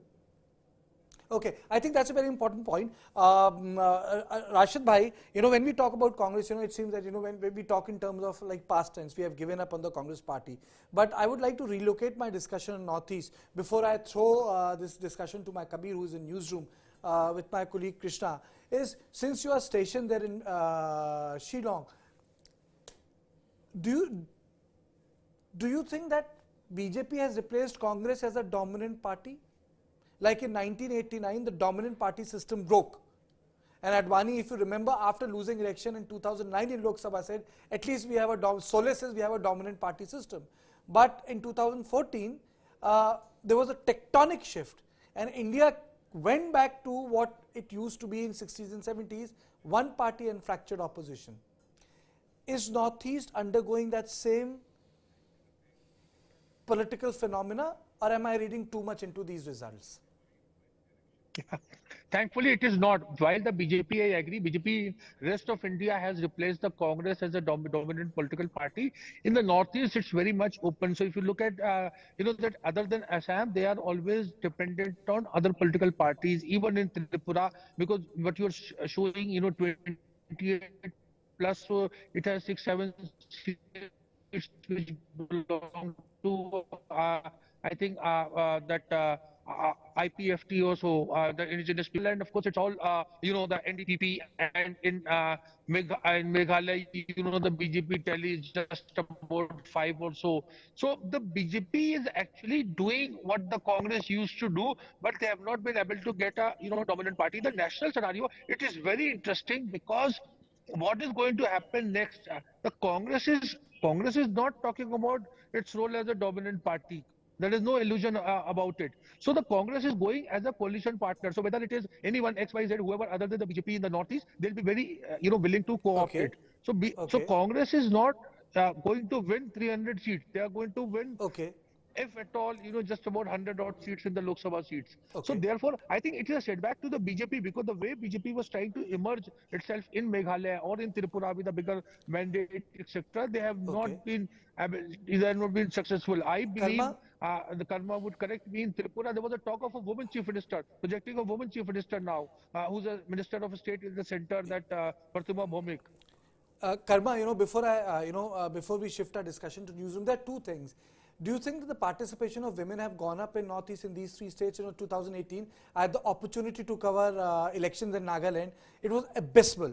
And secondly, I saw huge bungalows and bad roads, And the third thing, has RSS made the difference? I want your quick comments on all these 3 issues. Has RSS made a difference in Northeast? One, and what happened with women candidate? Despite being an open society, far more progressive, women don't have political space, It mimics Heartland America. It's everything to do with the tribal society, if you look at it. Finally, as far as Nagaland is concerned, we have 3 women candidates this time, and there is going to be historic because they are going to be the first to enter the assembly. I think it was in the municipal polls when they said that there will be certain reserved seats for women, there was violence. If you look at the tribal societies, women hold a very important position, yes. They run families, but they have always been behind. You have the chiefs, you have all the advisors of the chieftains or the kings, but the women have been very strongly behind. But that doesn't mean that the women are not taking part in the political discourse. That doesn't mean that the women are not taking part in the community discourse. They have a very strong say. In fact, you see some of the smaller meetings and all, the major voice against a certain diktat comes from women. They are the first to rise. But yes, for a certain reason, they do not take part in offices, political office X. So that is my answer to two women. Now, whether RSS has made an impact or not, I would say visible impact, yes, in states like maybe Arunachal, which is Hindi speaking, where they've done a lot of work, maybe in some portion of Assam, but not across. Not across. They've been trying. Okay. So, you know, Kabir, look what Karma has said and what Rashid Bhai is saying, that sometimes we lose the diversity of a conversation when we sit in Delhi and discuss states like Meghalaya. I'm sorry, I'm interrupting you, Karthik, but very interesting this thing, breakup of Nagaland situation is coming up. So it's like NDPP is leading as per the 38 on the election commission's trend on 38 seats is concerned. NDPP is leading on 17, BJP is leading on 8. And NCP is on 4, LJP, Ram Vilas is leading on 3 and JDU is leading on 1. So this is the breakaway which is there. So Kabir, the diverse issues are lost, and we tend to create very, I would say, simple narratives. And if you look at the perspective given by Rashid Kidwai and Karma, it tells you that every election in the Northeast is different. The issues were different. You can have a common thread, but Meghalaya was fought on a different plane. Nagaland was fought on a different plane, and regional parties have retained their space. This is the third hour, and I'm saying for me the takeaway is regional parties have retained their strength. To you, Kabir. Absolutely. I mean, that does go on a long way. You see, essentially the problem here lies in the fact that what our Twitter feeds are telling us, Krishna, the ground reality is, again, certainly different. Rich, politicians ruling poor states, like Karthik was talking about. You got a bungalow, but the road infrastructure is completely missing. But if the numbers are anything to go by right now, Congress and left combined sitting at 80 now, they have certainly climbed up. Goes on to show that the TMP, the Tripura Motha Party, is essentially, hurting the IPFT's regional vote share somewhere along over there as well. So a little blow to the BJP over there. But as far as Nagaland is concerned, in Kesaria Tera Ishka Hai Piya, that entire state has been, colored particularly orange. Meghalaya is, again, what we were talking about, it will depend on the post-poll alliance.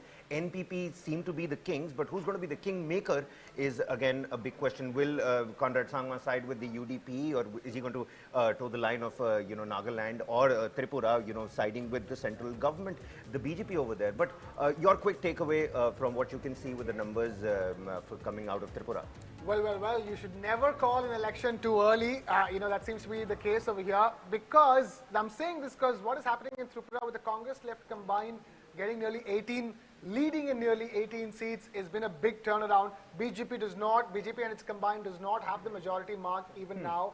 And then in Meghalaya, it was always about Conrad Sangma and who's Conrad Sangma going to go ally with. Right. He's improved his own party's score from last elections. He's on 18 seats last elections. NPP leading in 24 seats in Meghalaya. BJP expected to be the kingmaker, but right now it has less seats in the UDP. Right Krishna, I'm just being told that Karma is still with us, right. editor Karma, in let's chief take East this to Mojo.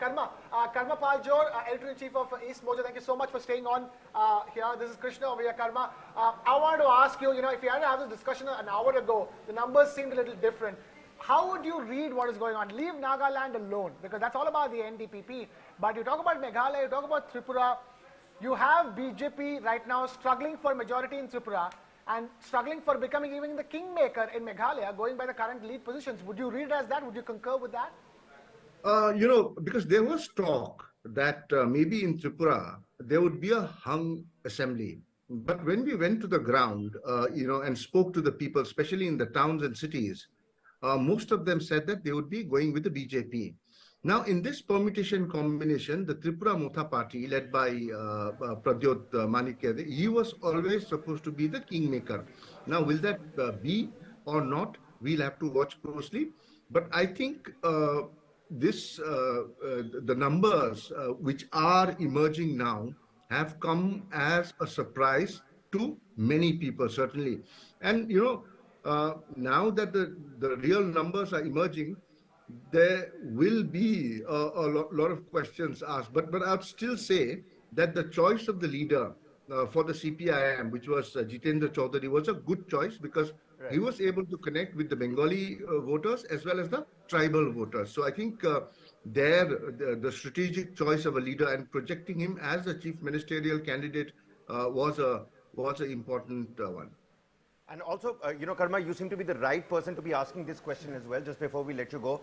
Even as the Bharatiya Janata Party inches closer towards that majority in Tripura, in Meghalaya, it seems like Conrad Sangma will have, a pool of options to go for with who he, decides to choose.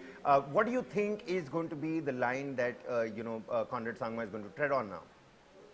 I think despite the pre-poll acrimony and the fight that was there between BJP and the NPP, I think it was a strategic choice. I think Conrad will go with BJP because it will be difficult for him. Amit Shah, during his election campaign, has already talked about how corrupt the Meghalaya government was, despite being them earlier alliance partners. So I think Conrad has no option but to go with the party at the center, that is the BJP, because there are too many issues, coal mine, corruption issues. So to solve all these things, he will have to ally with the BJP. I'm told he has already had a meeting with Himanta Biswa Sarma. So I think that's an indication of where Conrad is going to go. If I were to put you at a spot right here, right now, would you say that the BJP is going to somewhere, somehow enter the party in the government formation in all the 3 states? Great. Karma, if I can add to that question before you answer that. My question is, we thought an hour ago, looking at the dominant position of the BJP leads, that the BJP has officially taken the position of the Congress party in the Northeast as the big, large, dominant national ruling party. But, do you think it's there yet, or there's still time to go before BJP becomes the Congress of the Northeast? I don't think, any party, even when Congress was in power, can really become a dominant party because there are too many regional issues. Most of the, tribal communities or smaller states are scared that the party at the center is going to take away their rights. So there's always fear-mongering that if the party at the center is going to come to power, then certain rights, privileges, protection that you enjoyed as a state, because in the case of Sikkim, it was annexed in 1974-75. Those rights, privileges will be taken away. So the regional leaders and the regional parties will always have a say. So it will never be a whitewash, green wash, or saffron wash for the Northeast. The regional parties will have an equal play. They've always had a play. I think in the future also, they'll always have a play, like in Nagaland right now, which is NDPP. Right. Thank you so much. Many thanks, Karma, for sticking around with us, helping us out. Yeah. With those And as Karma was insights. talking, Kabir, all I could think of was, it sounds like the South India that he's talking about. It's always about the regional parties, no matter who is the big national party. We're discussing the Northeast like that today. It's very interesting, this parallels. And it is here to stay as well. I'm quite Thank sure you, Karma, for that joining must have been a major and huge talking point at the plenary as well, where the Congress held in Raipur. Yeah. Congress President Mallikarjun Kharge. We've got a reaction coming from him. Let's quickly take a look at what he has to say. Because there we ourselves contested very less seats, and we thought that with alliance we may get majority. But when results will come finally, let us see where we will get some majority and where we will not be able to form the government. Well, Krishna, what do you make out of, Khargeji's comments over there? Is he exuding the right kind of confidence? I mean, let's not forget, it's not just the common people. The Congress workers are also closely watching this election. They want to know what's happening on a larger scale, pan-India. We're in the run-up to the 2024 general elections as well. Right. The question here at this stage is, how much can those numbers in Tripura tilt? Because at the moment, the Congress left combined has about 14 seats in which it's leading. And then you have the Tripura Motha Party, which is leading about 13 seats. And it's still fluctuating. It is still fluctuating. We have to say absolutely good point. It is still fluctuating. We're not calling anything on this, but the numbers are too fluid at this stage to take a call. BJP barely holding on to its majority at this stage. Even those numbers are fluctuating. So, and Tripura was expected to be a hung assembly, and then it is going to be a hung assembly by the looks of it. And then you have Meghalaya. The point I'm trying to make is that Congress is yet to open its account in Nagaland. which is again not an anomaly, which was expected because the way things Nagaland went in the previous election is, as you've been saying, why do you need another election in Nagaland if we're just reiterating the same points? But what I'm trying to understand here is what will Conrad Sangma do, and more importantly, which way will the wind blow in Tripura decisively, or will it blow decisively at all in Tripura? Because for development and for all the things that the people of Tripura want, they need a stable, solid government, where the chief ministers don't change all that often, and for that they need numbers to be, going in a decisive way. What I'm, and I'm thinking out loud here as well, is the fact that if they come real close to the majority mark as well, the Bharatiya Janata Party and its alliance with the IPFT, who will they then side with? Because you see, the TMP and its major and main demand is that of the greater Tripura land, the indigenous and autonomous place for the tribal people of Tripura, which the BJP is not so keen on, just like the Congress and the left combined. Who do they then turn to? Do they turn to the independent candidates? The question is, can the TMP be big enough to be considered seriously? Because, with 13 seats right now, and if things were to stand the way they are right now, BJP combined has 31, it has the majority. TMP becomes irrelevant despite winning 13 seats. So the math doesn't really help TMP despite them performing as well as they expected themselves to. The majority mark is 31, and any combined that has a majority mark will form the government. And even if you have 10 or 11 or 12 or 13, then all those seats means that you take all those seats and sit in the opposition, along with the Congress and the left parties. That's what is going to happen to the Tripura Motha party by the looks of it. Well, so, we essentially need, political theorems to be put in place over there as well. Look at Nagaland. You spoke about the Congress not managing to open its account. I remember 1998, some 53 seats, thumping majority, election after election, and that has considerably declined to the point that it's, the Congress party is unable to open its account. On the other hand, you have an unopposed candidate that has already won from the part of the, on the BJP's end. Unopposed. Is that even possible? I mean, we're sitting in 2023. Can a candidate go unopposed in any constituency pan-India? The question is, what cannot happen in politics? Because politics is all-pervasive.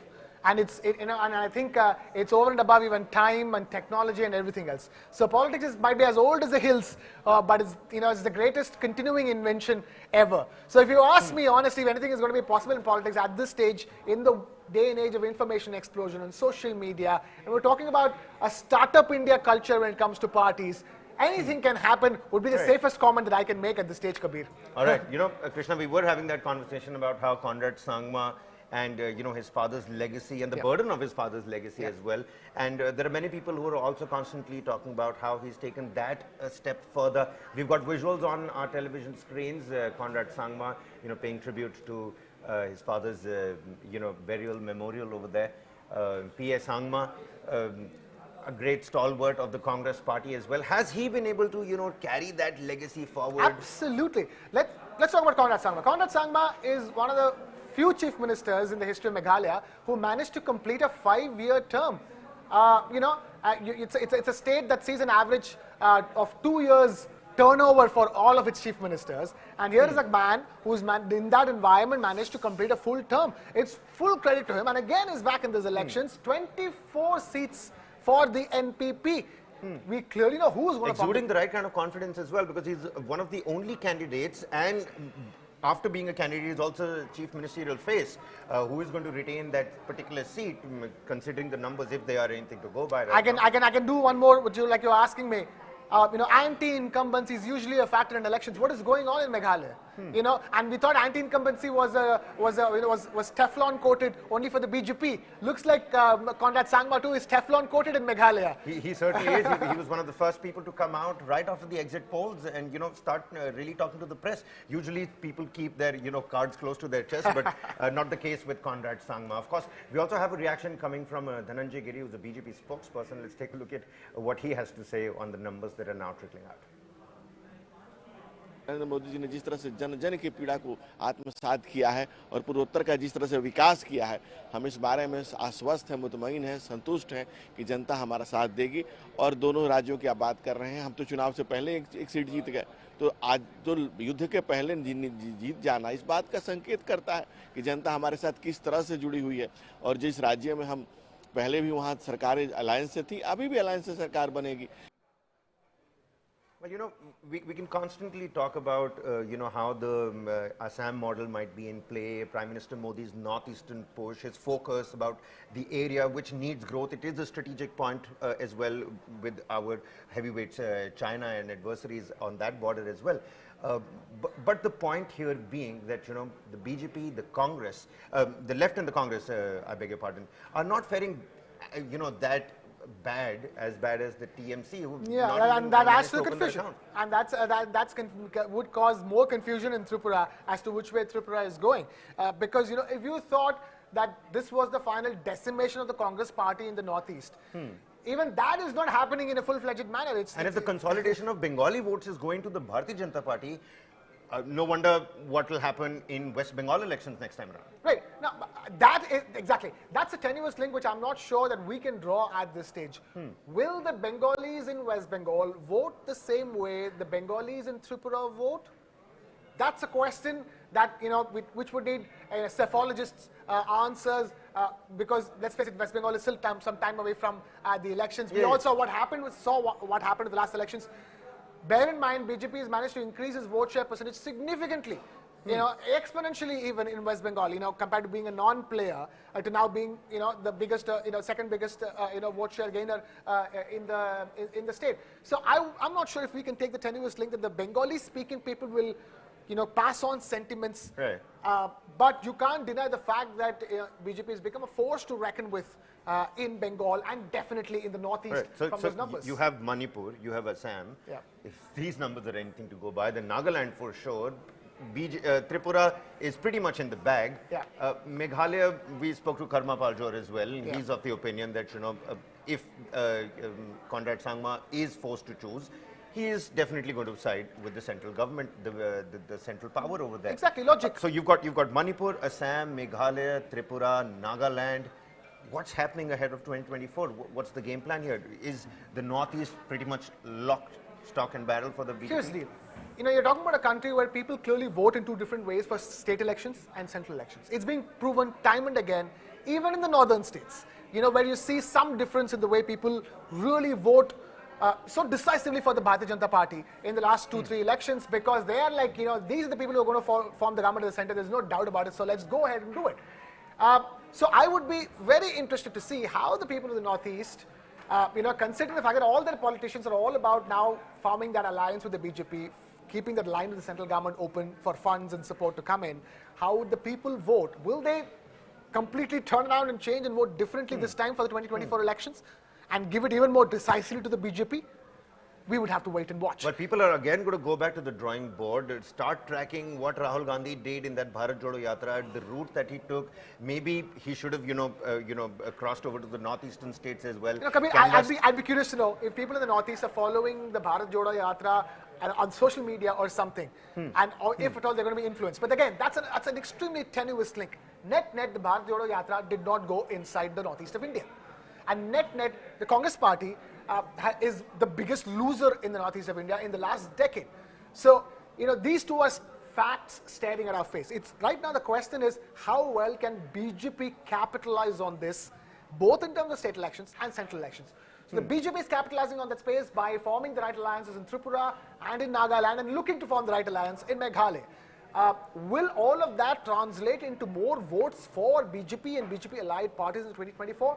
Yes, a very good possibility, because the average Northeast voter is also thinking about how is it that, you know, this can benefit me and my state and my locality, which the economy of which needs a serious jump start. It's been stuck in the docks forever. This ship needs to sail. The economy ship of Northeast of India needs to sail. Who can do that for them right now? Can the Congress party do that for them?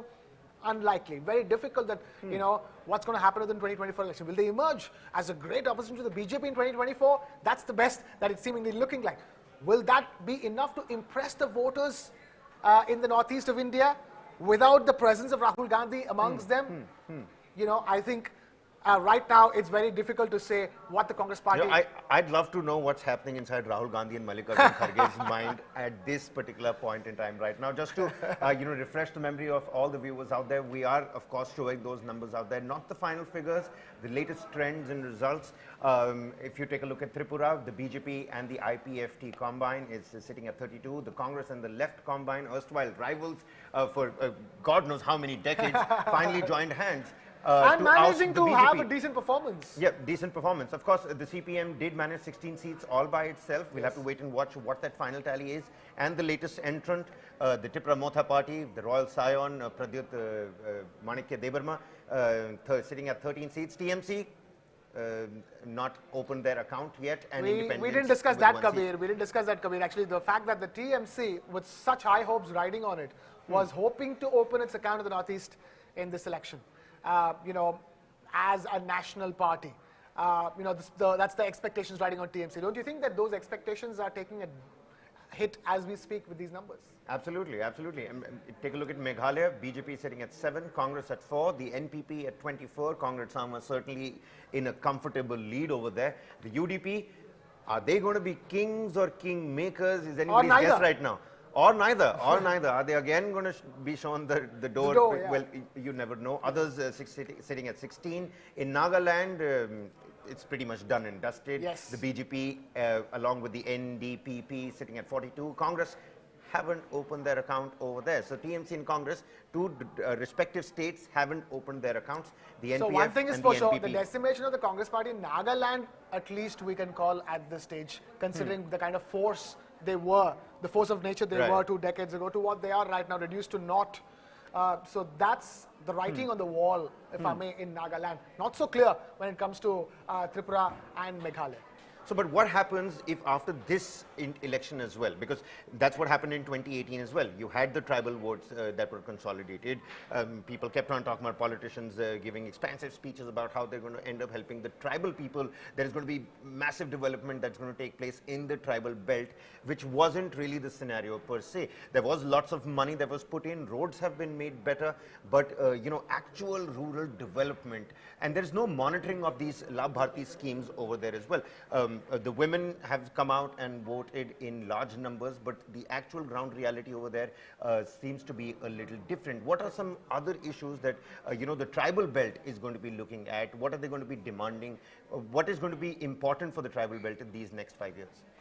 Definitely at this stage, economic development, and more importantly, some of the land issues that they've been dealing with in so many years, and also the kind of fights that go on with the people from the plains and the people from the mountains in the Northeast regarding territory. The topography is a little sketchy and tricky, of course. Definitely. So they've been having their internal issues for a while. So obviously with every election, the hope is that those will be put to rest, which then can pave the way for development, for peace and development going forward. Because it is 2023. I don't think the aspirations of the Northeast has risen, exponentially in the last decade or so. They've seen what's been happening, and a lot of people are talking about that. Ever since the BJP came at the center, they've been seeing trains coming in, roads being made. They're seeing things change all around them. They would want that change for themselves.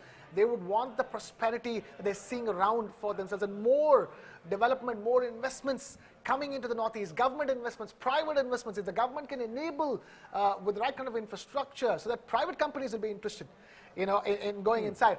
But at the end of the day, you're talking about the Northeast, where it's not just purely also about the people's concerns purely don't remain only with the economic development. They're great conservationists. They're great preservers of their own cultural heritage, which is so close to nature. So I think a lot of that will also play a part, because they would want to develop and yet not make the mistakes that development has made in other parts of the country, because they can do it afresh and sort of leapfrog and go and do it in a better way. So I think they're looking at all of these things, the economic development and the preserving of their nature and their heritage. Absolutely. I mean, a delicate balance that is a must needed as well. After all, I mean, the tribals are the first people, who came here on this land. They're the first people. They talk about the trees, the rivers, and how living with the nature is also an important aspect for them. Let's quickly cut back across to the studio. Kartikeya, over to you. I'm playing the jester here yet again. Are you in a position to call any of these elections out? And Kartikeya, I had to ask you, it's been troubling my mind. Look at those numbers in Tripura. 14 for the Congress left combined, 13 for the TMP. And again in Meghalaya, looking at Conrad Sangma dominating the proceedings. Let's, we're talking about saffron surge and saffron consolidation. Not very clear at this stage, for me, Kartikeya at least. Let me surprise you with a different news which my colleague Ashok Bagaria broke. Though it is not directly connected with Northeast, but it is connected with the agency which conducts elections. It is conducted with the agency in which lies the faith of the electoral process. I am talking about Election Commission of India. Ashok Bagaria, my legal editor, has broken this news. And I would like that news to be put on the slug so that our viewers can have a look at it. And then I'll go to Meeta Chakrabarti, spokesperson Congress Party, and Gregory Sholai, spokesperson BJP. Thank you, both of you, for joining me. But I think this news is bigger than the current developments. So first, let me get both of them, get this news on board, and then I'll come to you.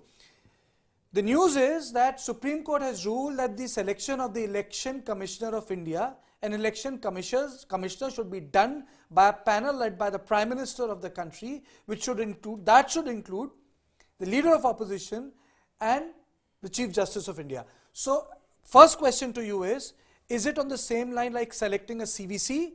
And secondly, how you please answer that question, Brijesh. How will the government take? But first to you, Ashok.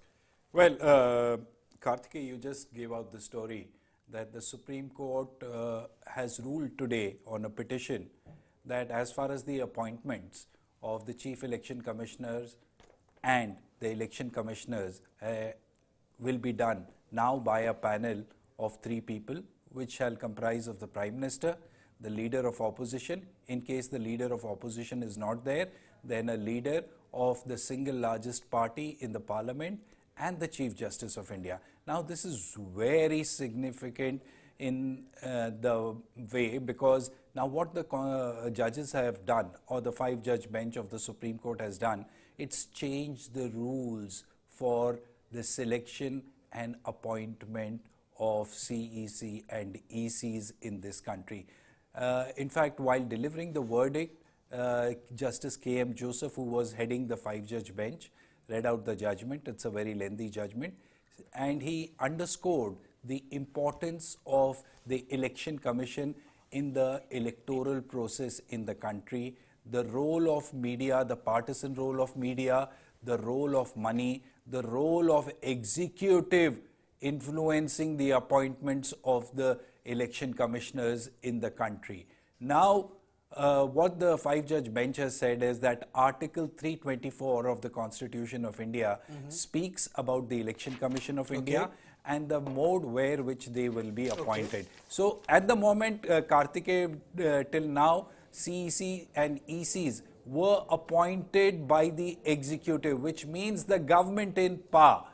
The rule has been changed 75 years after the Constitution has come into existence. It is a very, very important and a very big development, Kartikeya, because it completely takes away the control of the executive and gives it to the opposition party, as well as the court will now have a decisive 1/3 say in who gets elected as the election commissioner and who gets elected as CEC. Remember, there is a lot of controversy about the election about the selection process of the CEC, and also the fact that the opposition were also accusing EC and CEC of acting in a completely biased manner. Now the judiciary has stepped in a big way. They said LOP, and interestingly, in case if there is no leader of opposition, which there is no leader of opposition in Lok Sabha, the leader of the largest opposition party, now that person is going to be from the Congress party, which is, after BJP, has the largest number of member of parliament. So now one from the government, one from the Congress party, and one the Chief Justice of India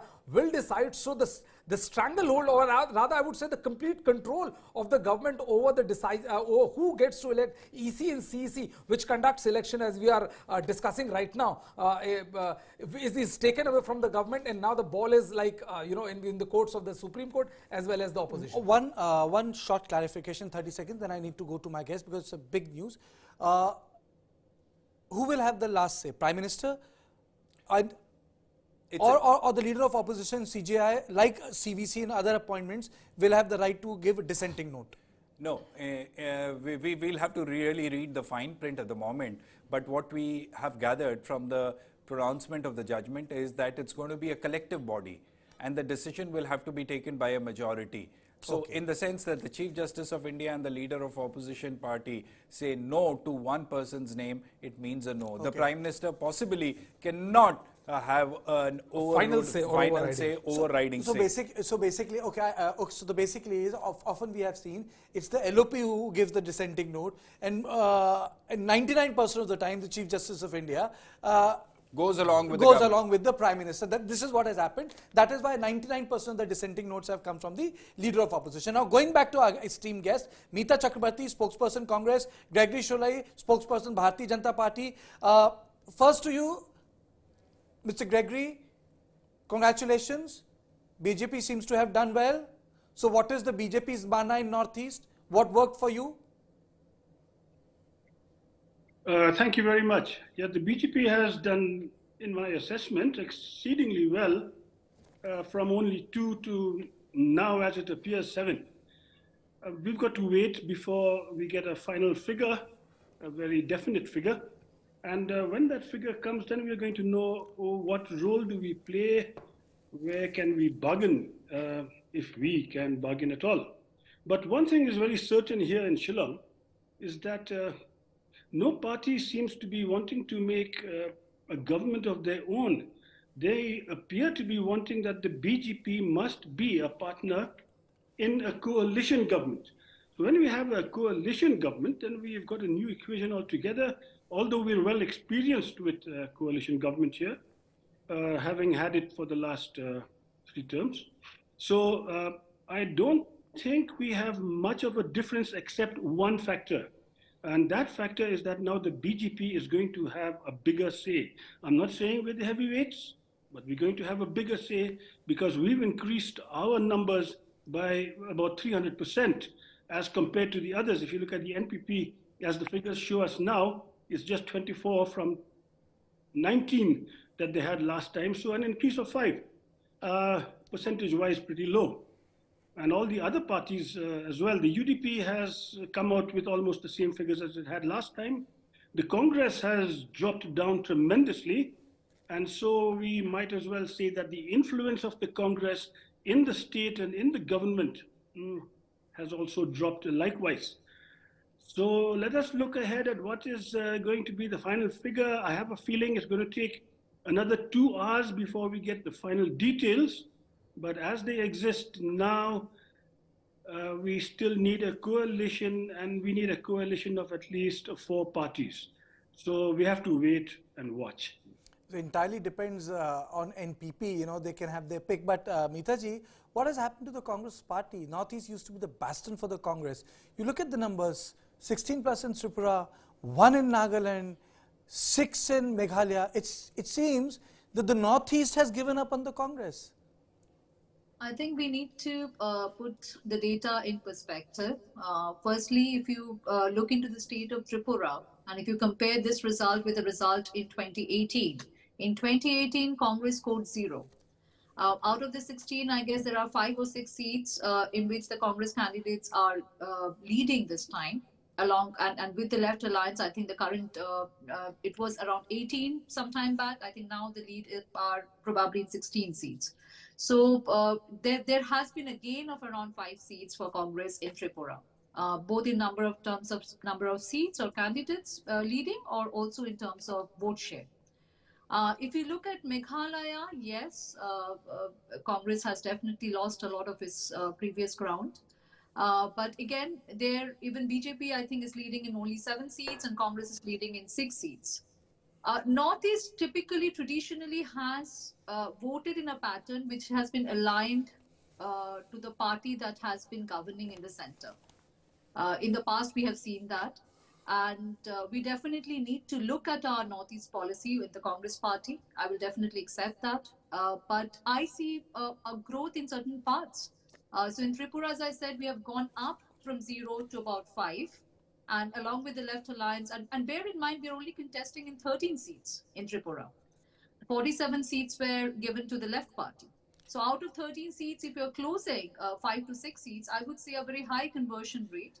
But definitely we are not in a position right now. Obviously, we have to wait for the final numbers. We'll have to see which way Tripura Motha goes after the final numbers are delivered. And then we will have to see as how we can go ahead. But there has been gain in both in terms of number of MLAs and in terms of number of, in terms of vote share. One last point, there are some by-elections that have also taken place. And since I come from the state of West Bengal, where Congress actually was down to 0 in the last assembly election, there was a by-election that happened in Shagurdiki constituency in Murshidabad district, where Congress candidate is leading right now. And in the second position, we have Trinamool Congress candidate. Okay. And finally, you have to also keep in mind that there are parties like Tripura Motha, there are parties like TMC, who had been splitting the opposition votes in this elections, in this assembly elections. And they too, I mean, when we have a closer look at the winning margin or the difference between the, the winner and the person I'm in the sorry, second. I'm interjecting. In context of Tripura, there has been a lock, stock and barrel. A lot of surveys had come of the tribal voters to Pradyut's party. Now the tribals, for them to shift like that, is a big problem for the Congress. And secondly, if you look at the way Congress General Secretaries were visiting, I would say that perhaps their visits were nothing in comparison with the way BJP ministers would come and go to the remote parts of the state. I think the leadership, the central leadership needs to take more responsibility than the local leadership in Northeast, Meeta. So that's not factually correct, actually, because I was personally staying in Tripura for about a month before the election, and we had a lot of our central leadership visiting us in the campaign phase, also leaders from the neighboring states of Assam, West Bengal. Adhir Ranjan Chaudhary was there, Gaurav Gogoi, Pavan Khera, Supriya Srinath, Alka Lambaji. If you're only referring to the Gandhis or right to the top leadership, then that's probably not a fair statement to make. We did have fair representation from central leadership, and yes, we fought the election on local issues. As I said, we have gained in the state of Tripura in terms of vote share and in terms of numbers, but the gain, unfortunately, is not enough for us to form the government at this point in time. Again, I'll repeat, we have to look for the final figures. I think currently we're leading in 16 seats, and Tripura Motha in 12 seats, and we'll have to definitely see. But yes, Tripura Motha and TMC, though it is showing as 0, but they had managed to split some opposition votes, which might not have translated into victory for TMC, but might have resulted in a loss for the opposition candidate. Mr. Gregory, hi, Brijesh Pandey this side. I wanted to ask you a question. We saw a change of guard in Tripura, and this seems to becoming a staple diet as far as the BJP is concerned. We saw a complete lock, stock, barrel change in Gujarat. We saw change of guard in Karnataka. We also saw a change of guard in Tripura. How does this work for BJP? The change of guard, it seems, is going pretty decent for you. What is the strategy like? I mean. So far, so good that we are where we are right now. There are a number of factors that has brought us to where we are. Perhaps we could have done better. We could have got a few more positive seats, for the simple reason that we didn't really reach out into the interiors as much as we would have liked to, as much as we have could. And that is solely because we're still trying to plant our feet here as a party. In the city area, in the urban areas, we have been accepted, and that is the launching pad that I have to say after this from where we're headed. Earlier, it was even in the urban areas where we were not doing too well. So now that the urban areas have accepted us, it seems it's just going to be a matter of time before the rural populace will also come to understand that there is an urgent need for the state to tie up with the BJP now.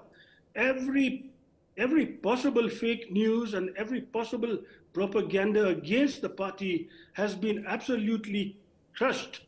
And we've done away with it once and for all. And the people have come to understand that this is not what this party is not what others make it out to be. They are aware now that the BJP is for development, unlike any other party or any other government that has been here for the past 10 years. I'm just trying to, I need to interject you for a minute. We have got reactions from Dhananjay Giri, BJP spokesperson, and that will be followed by Mallikarjun Kharge, his bite, who is the president of the Congress party. Let's play it out for our viewers. Narendra Modi ji ने जिस तरह से जन जन की पीड़ा को आत्मसात किया है और पूर्वोत्तर का जिस तरह से विकास किया है, हम इस बारे में आश्वस्त हैं, मुतमईन हैं, संतुष्ट हैं कि जनता हमारा साथ देगी।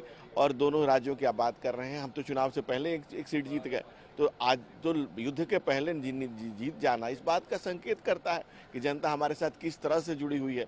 और जिस राज्य में हम पहले भी वहाँ सरकार अलायंस से थी, अभी भी अलायंस से सरकार बनेगी। No, let us see, because there we ourselves contested very less seats, and we thought that with alliance we may get majority. But when results will come finally, let us see where we will get some majority and where we will not be not able to form the government. Not a happy day for Mallikarjun Kharge, not a happy day for Mallikarjun Kharge. Probably expected Congress to have done better. Meeta, my colleague Ashok Bagaria has a question for you. Ashok, please, go ahead. Good morning, Meeta. Now this pertains to Meghalaya.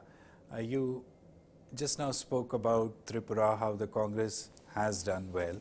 But in Meghalaya, Congress was the single largest party in 2018 elections. But now it's slid from 21 to 6 seats. Moreover, NPP, led by the sitting Chief Minister, Mr. Sangma, seems to have consolidated and strengthened his position. Now the question here is that how do you explain this slip of Congress in Meghalaya with respect to NPP and the Bharatiya Janata Party? Because going from 21 to 6 is definitely not a good result. And was it because the big faces of the Congress party did not reach out to the electorate in these 3 northeastern states? Or what, according to you, could be a possible explanation for this slide? I think Mr. Gandhi had campaigned in Northeast. If you're referring to the Gandhi's not campaigning, that is not correct. Number 2 is that we saw a split in the Congress. A large number of Congress MLAs, and along with the leader, Mr. Sangma, moved from Congress to TMC. And I believe the split and this moving away fraction definitely had damaged Congress. We have to have a closer look at the data. We have to see how much, what percentage of vote share TMC has got. Because in Meghalaya, TMC did become a factor. Though TMC is not much of a factor in Tripura in terms of actually converting it into result, in Meghalaya they were a bigger factor. And TMC's gain in Meghalaya has been at Congress's cost. So once we have a closer look at the vote share and at the vote split, we will know why exactly, but I think prima facie that should be the main reason behind the slide in Meghalaya. So you are suggesting that it is the dirty dozen which jumped the ship from the Congress to the TMC is primarily responsible for the poor showing of Congress in Meghalaya.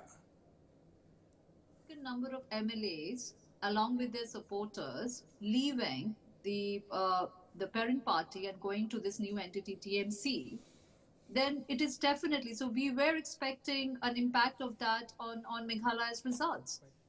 So that was a given. And I think that explains to a great extent the current performance of Congress party. We need to rebuild our organization. Similar thing happened in 2018 in Tripura as well. where we were reduced to zero when some of our key leaders and their supporters moved from Congress to the Bharatiya Janata Party. In 2018, the entire anti-left Congress support base shifted to BJP. And we saw the result. I think BJP plus was around 44 in 2018. So though they are claiming victory, and they obviously a victory is a victory at the end of the day, but it's a fact that they have gone down from 44 to 31 in Tripura. They have lost about 13 or 14 seats. Correct. If you look at the results, and let me take it to before we come back again for this discussion.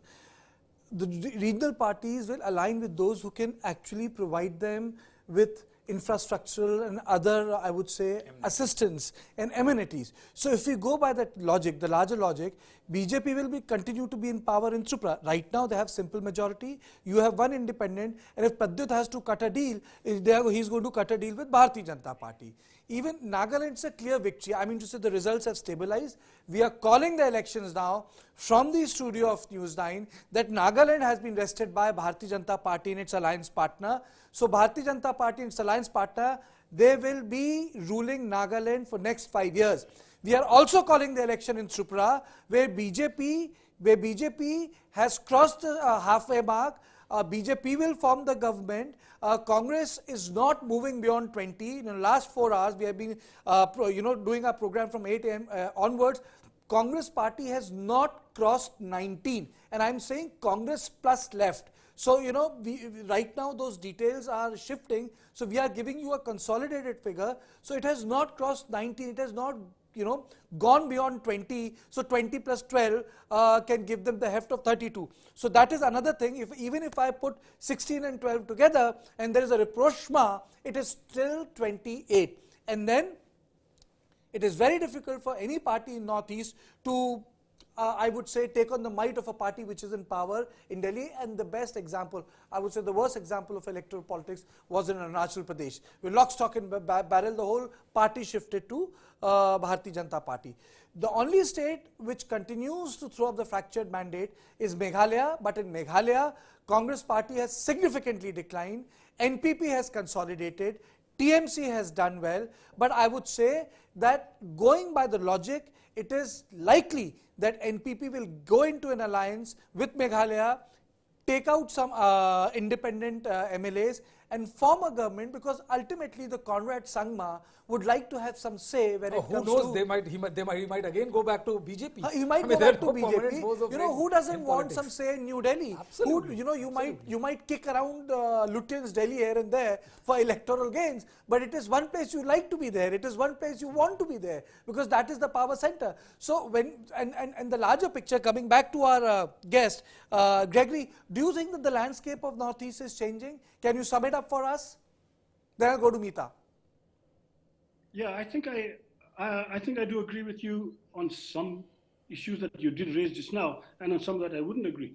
Number one, yeah, the BJP has made a very clear mark in Meghalaya, and so there is not going to be any party in Meghalaya that wouldn't want to form a coalition with the BJP. However, the BJP, in my personal view now, this is not the view of the party, this is my personal view as the spokesperson of the BJP, is that we would have liked that a large number of the parties where they find, whether it be the national parties or the regional parties, it just doesn't matter, that if the parties could, if the members could decide for themselves that they would like to split and join the BJP, and with that strength, I mean the regional strength who have now come into the BJP, and the BJP with its 7 as it appears now, can form a very stable government in Meghalaya. Coalition governments, in my personal opinion, are not the best choice, because you're going to have a fractured decision or a fractured view on any subject that you want to discuss. Every party has its manifesto, every party has its ideology, and they would like to stick to where they came from and not have to depart or even share the opinions of the others. So the best that I would ask for is that let those independents, number one, and then the other parties, which are certainly not even going to really make much of a mark in the entire process, just resign and join the BJP. And so we really don't know what the future holds.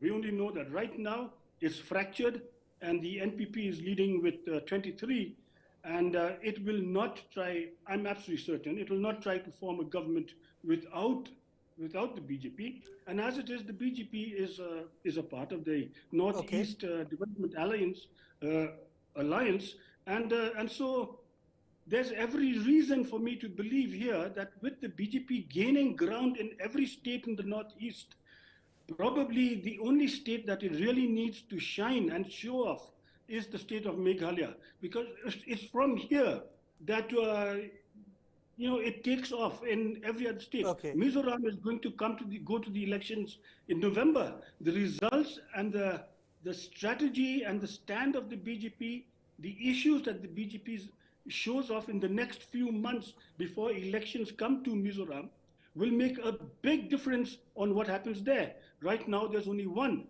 We had only two. Now we're jumping to 7. So Meghalaya is going to make a big difference.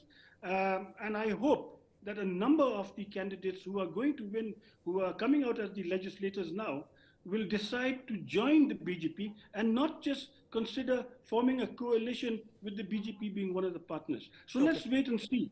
Right now we're 7, but by the time the others think of joining our party, we might be anywhere around 15. So let's wait and see, let's wait and watch. I'm not Nostradamus, but I wish I was. I'm also joined by Amitabh Tiwari, political analyst. Amitabh, your first take on the results which are pouring in from Meghalaya, Nagaland and Tripura? In Tripura, it seems to be pretty clear that IPFT, the BJP's ally, is not doing well in the ST reserved seats, and Tripura Mota seems to be gaining ground there. So you see a slight dip, or not a slight, around 11 seats dip for the BJP, and that is going entirely to the Tripura Mota party. And Congress and left somewhat are able to, it seems, hold on to the vote share. So BJP seems to be sneaking in as of now. 31 is the absolute majority. They are leading on 32. Are you saying that the BJP is being let down by its alliance partner? That is why the surge people expected in Tripura is not there? The surge people expected in Tripura Mota I'm saying that the BJP's alliance partner is not doing well.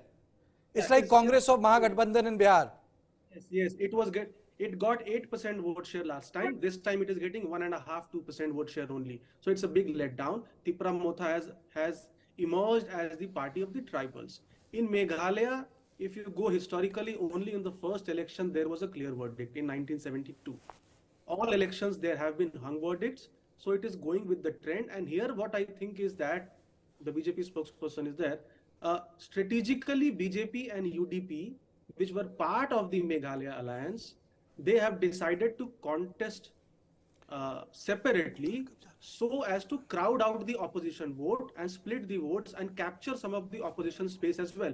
So you see there, the TMC is not doing as well as was expected despite taking over the entire Congress party. In fact, I saw just coming before here, Congress is getting more seats than TMC in Meghalaya. So it's a clear-cut strategic split of votes. In Nagaland, there is no opposition, we all know. Even last time, the entire opposition almost merged with the BJP. This time also, if you see in Nagaland, 16 others, parties of Bihar, LJP, JDU, RJD, NCP, all these MLAs are going to win, and they are also likely to support the government as far as my information. We are also, thank you, stay with me. We are also joined by Rami Niranjan Desai, author, anthropologist, scholar, Northeast. Thank you so much, ma'am, for joining me. Am I audible to you?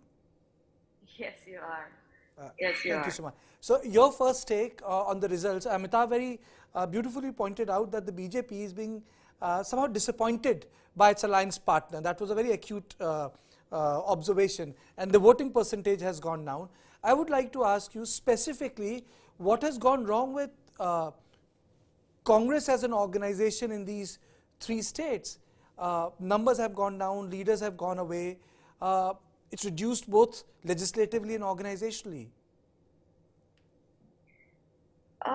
the Congress really doesn't come across as if it has any clear mandate. It has had some time in the Northeast, but nobody really knows what they are looking out for. Whereas if you look at the BJP, if you look at some of its alliances in Tripura, we've seen how well Tripura Motha has done. They've come with a very clear agenda. BJP's, of course, has been development, and it's been infrastructure. It's also been bringing underground outfits overground. Over 6,000 insurgents have come overground. There've been peace agreement signed with NLFT. I know the NSCN one is still pending, but it's progressed quite far. There's been establishment of autonomous district councils. They're very pro tribal ethnic culture, traditions. Same with Tripura Motha. Tripura Motha has come with this one agenda of greater Tripura land. And, that sort of appeals to people. Whereas the Congress really didn't come with any of this. I think it's not just its execution, but its organizational is abysmal. But also Congress in states like Nagaland has had a very difficult and, it's had a very difficult past, which they've not been able to recover from. Having said that, I also think Congress is a party that not many people relate to in these regions, because they haven't really either appealed to the Bengali population, the tribal population, the Hindu population, the Hindu migrants who come from Bangladesh. So it gives that space for another party to kind of take over the space that they have. So I think with Congress, it's, the future is a little bleak, as much as the Bharat Jodo Yatra, may have worked in certain areas. I don't think in the Northeast it had any impact at all. So, I think the parties to here look at, one needs to look at really is in Tripura, we need to look at Tripura Motha, we need to look at the BJP, we need to look at Sangma versus Sangma in Meghalaya, but one point I would like to make out, which, I think with my many decades of travel in the Northeast, is the fact that what BJP has done, which is something the Congress couldn't do, is in the Northeast, there have always been a lot of separatist movements. There's been this identity clash where it's us versus them, the Northeast versus mainland India. With the growing, even if it's marginal, growing the vote share and seats of the BJP, what has become apparent is regionalism is not all that the voters in BJP are betting for. They've gone beyond that and they're accepting a national party, which means that there has been some amount of bridging of gap of this distance geographically and psychologically that was there between these two areas. Amitabh, hi, Brijesh Pandey this side. I wanted to ask you a question. The figures of Tripura is very interesting. We see BJP at 32, Congress 16 and Tripura Mathe at 11. What do you think? What do you make of it? Has Tripura Mathe dented the Congress plus combined more, or has it also dented BJP much more than it has dented Congress? See, if you see the vote share, BJP and IPFT vote share as of now is down by around 9%, and so is the Congress and the CPM alliance vote share. So in terms of vote share, it is damaging both the parties.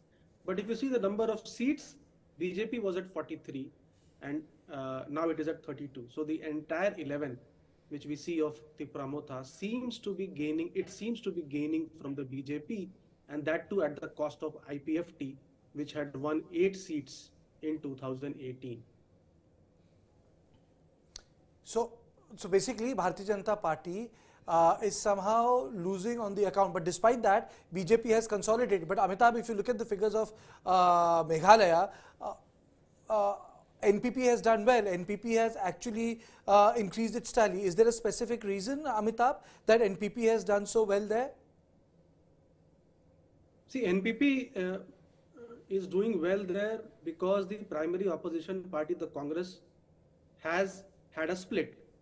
So now if you see the vote share of TMC and Congress there, it is around 12-13% each, and they are both winning around 5-6 seats each.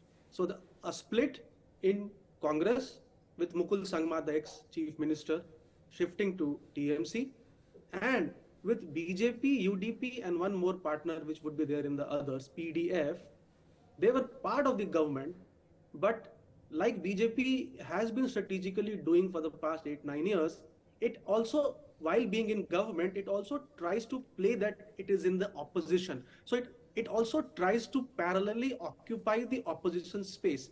And there is where the BJP is gaining 5 seats there, and the UDP also, I think, is gaining 1 seat.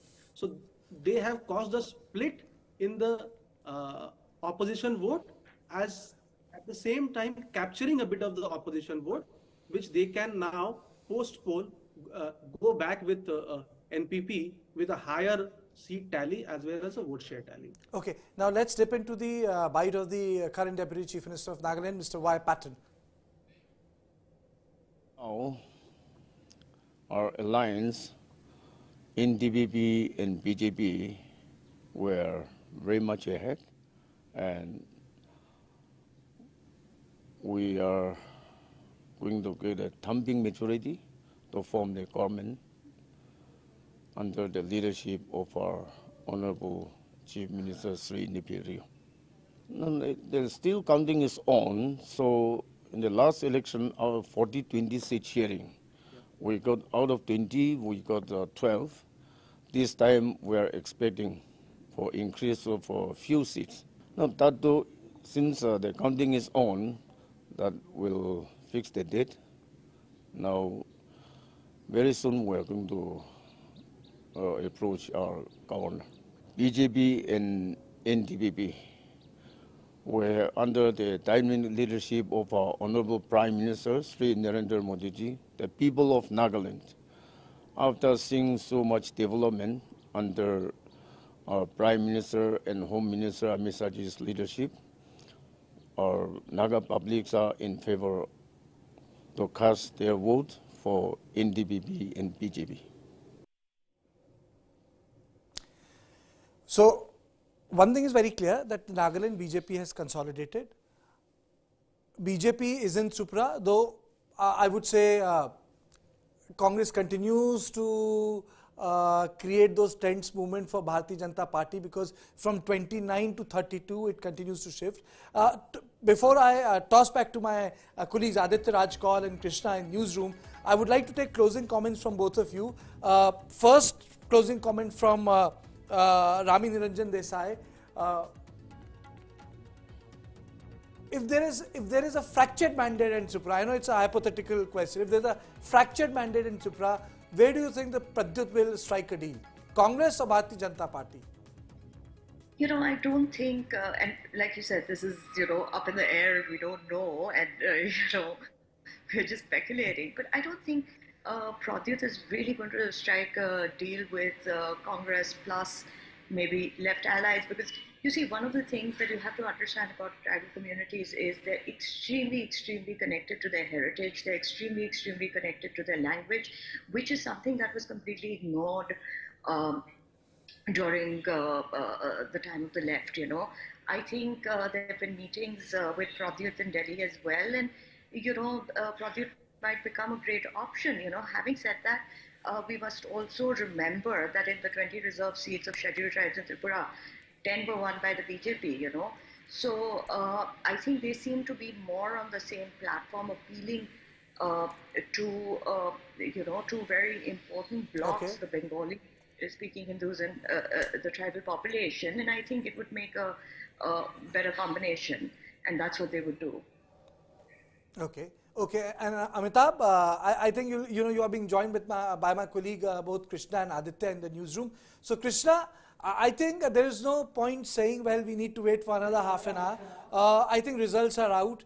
You are joined by our colleague Aditya Raj Kaul also. So the results are there. 31-17, but the Congress not going beyond 20. It's BJP consolidation in Northeast. Regional parties have remained strong. BJP has consolidated. There is a rout of the Congress party.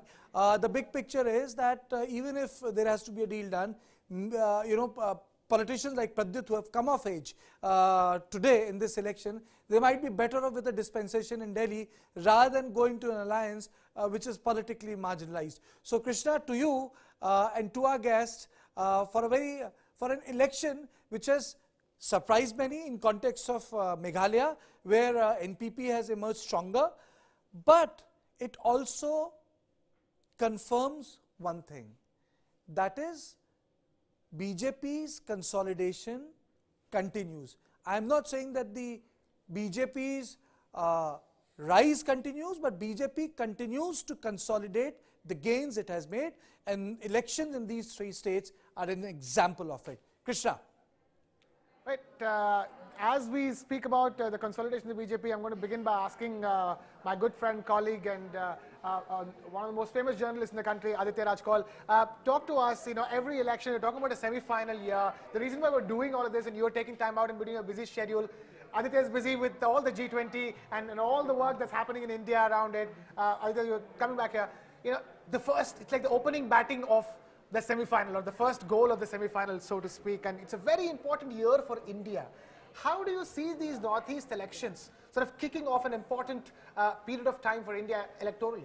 Well, Krishna, undoubtedly the BJP has been able to consolidate its mandate, its power in the Northeast.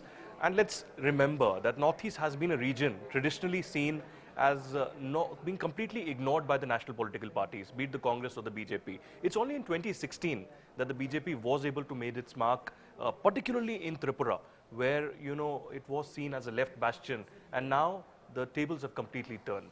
So the BJP is further consolidating its power. The Act East policy of the BJP and Prime Minister Narendra Modi, focusing on the Northeast region. There's a particular ministry in the central government looking at the Northeast region, has helped them tremendously. And it would be safe to say now that within a few minutes there will be celebrations at the BJP headquarters in New Delhi, because it's not just Tripura where they've crossed the halfway mark. In Nagaland, the coalition is very much safe. In Meghalaya as well, Conrad Sangma has been in talks with the BJP, and it's in all likelihood that he will be forming the government along with the BJP. In fact, I can tell you that last night, Conrad Sangma had a meeting with Hemanta Sharma in Guwahati at a hotel. It was a one-on-one meeting. Perhaps a post-poll coalition is already under works, and that was the first meeting that actually took place. So clearly, as of now, at a time when India is marking the G20 Foreign Affairs Ministers meeting, we are looking towards the one of the biggest events in the country, the Raisena dialogue taking place.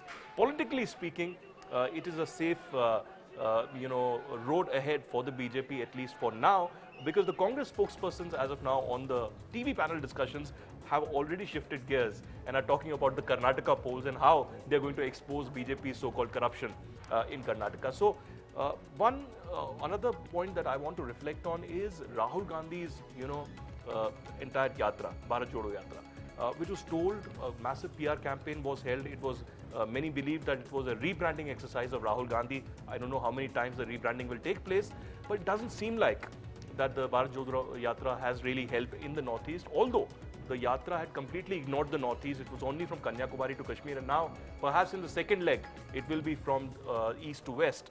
But as of now, it seems that Rahul Gandhi's leadership, or Mallikarjun Kharge's leadership, so as to say, if we can criticize him, has completely failed for the Congress in the Northeast.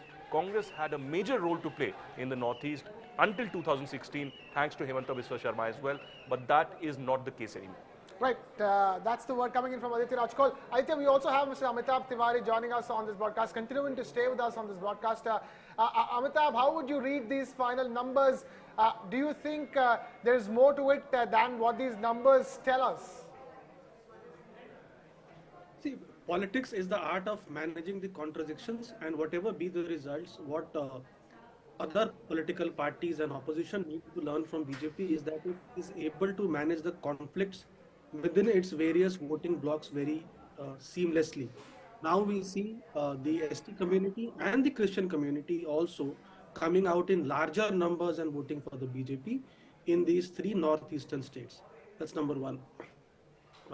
Number two, we also see the fact that these states were neglected for a long period of time, and a lot of focus has been given on these states. So infrastructure has been the focus in Northeast, and infrastructure is something which is clearly visible. Whether it is at a slow pace or a fast pace or a gradual pace, it is visible to the people on the ground. The third is the delivery of the key schemes, and the most important here is the free ration scheme. All these states have a per capita income below the national average. And if you go by the survey results which have come, 15% people in Tripura are voting for BJP because they are one of the Labhartis of the various schemes. And the number is as high as 62% in Nagaland. So 62% people who got the free ration are actually saying that they have voted for the BJP there. It's a delivery of schemes plus infrastructure creation, plus a very clear leadership and the ability to manage various contradictions in its voting blocks. Right. That's the word coming from Mr. Amitabh Tiwari. Amitabh, where do you think the BJP goes from here in the Northeast? Because considering the progress they've made over the last decade, where do you think it goes from here? And more importantly, how do you think this will reflect in the 2024 Lok Sabha elections? Do you think that the voters will vote even more decisively towards the BJP, considering that's the central government elections? The BJP clearly in these elections establishes itself as the primary national party in the Northeast, because some people might have been feeling that the 2018 results were a fluke. So continuously, if it wins twice, it clearly displaces Congress as the primary national party there. These states have around 5 seats, if I'm not wrong. And in the Lok Sabha elections, we could see more support for the BJP because it's a national election, and these three, mind you, are state elections, wherein the regional parties also play a key role. In other states, it could also have a spin-off effect, in the sense that in the other states, people could see that BJP is a horse, let's say, which is winning the elections, and like other parts of the country, it is better to back the BJP for having a strong leadership at the nation and continuation of the various schemes which the BJP has started. Right. Aditya, all the questions, every single time you look at state elections these days, it's always considered as a referendum when it comes to central elections. And the fact that the Northeast elections are being discussed so much, the fact that so much of focus is going into it, both from the end of the political parties and the media, for once understanding the region better, that in itself is a complete change of the times that we live in, isn't it? I mean, even when we had TV channels a decade ago, but they didn't, and we had so many media outlets even a decade ago, they did not put as much focus into the elections in Northeast as much they are doing today as we speak. Well, in the last 8 years, the picture has completely changed, Krishna, because the focus has completely shifted. As I said, the largest sentiment in the Northeast was that they've been ignored, and that has been the reality. Not just the discrimination, the racial discrimination that they faced tremendously, the racial attacks that they faced, but also the kind of ignoring in the central governments, be it successive governments, be it of the Congress party, the Third Front or the BJP. It's only in the last 8 years that somehow the focus has now been given as an Act East policy to the Northeast. At least 3.5 lakh crore has been already spent on different projects, apart from highways, waterways, and other development projects that are being held in the Northeast. It is being seen as one of the key destinations in India. In fact, the G20 meetings that are being held all across the country, and as of now today, the Foreign Affairs Ministers meeting is taking place.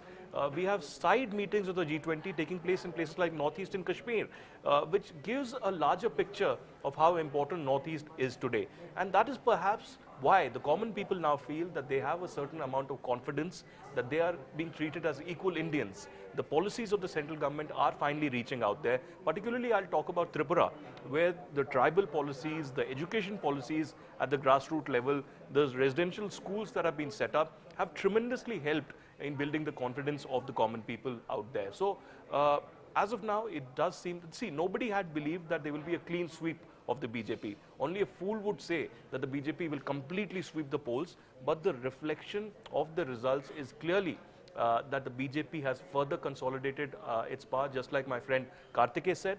and it is further going to grow further. And for Congress party, even though they have brought in these dynamic changes that Mallikarjun Kharge will be the chief of the Congress party, but it doesn't seem like that they have any policy in place, consolidation in place, or any road ahead on how their vision really is for the country, or particularly for the Northeast. Great. Aditya, stay with us. We have, Y. Patten, Minister from Nagaland, from the BJP, speaking at the moment. Let's listen in. As of now, our alliance, NDPP and BJP, were very much ahead, and we are going to get a thumping majority to form the government under the leadership of our Honorable Chief Minister Sri Nipirio. The still counting is on, so in the last election, our 40-20 seat sharing, we got out of 20, we got 12. This time we are expecting for increase of a few seats. Now that though, since the counting is on, that will fix the date. Now, very soon we are going to approach our governor. BJP and NDPP were under the dynamic leadership of our Honorable Prime Minister, Sri Narendra Modi ji, the people of Nagaland. After seeing so much development under our Prime Minister and Home Minister Amit Shah ji's leadership, our Naga publics are in favor to cast their vote for NDPP and BJP. Right, there was Y. Patten of the BJP from Nagaland speaking. Let's quickly wrap this up with the closing comments from Mr. Amitabh Tiwari, who continues to stay with us on this broadcast. Thank you so much for being with us and joining us on this big day. Amitabh, what is the thought that you would like to leave our viewers with as we wrap up and pretty much call the elections, Aditya? I think at this stage we can call the elections. It's very clear where the numbers are going to finally lie. What is the one thought that you'd want viewers to go away with looking at these Northeast elections of 2023?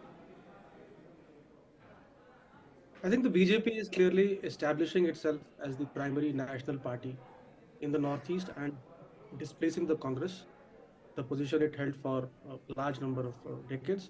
And it is also able to make inroads into communities like the Christian community, which have not been voting for the party in large numbers earlier.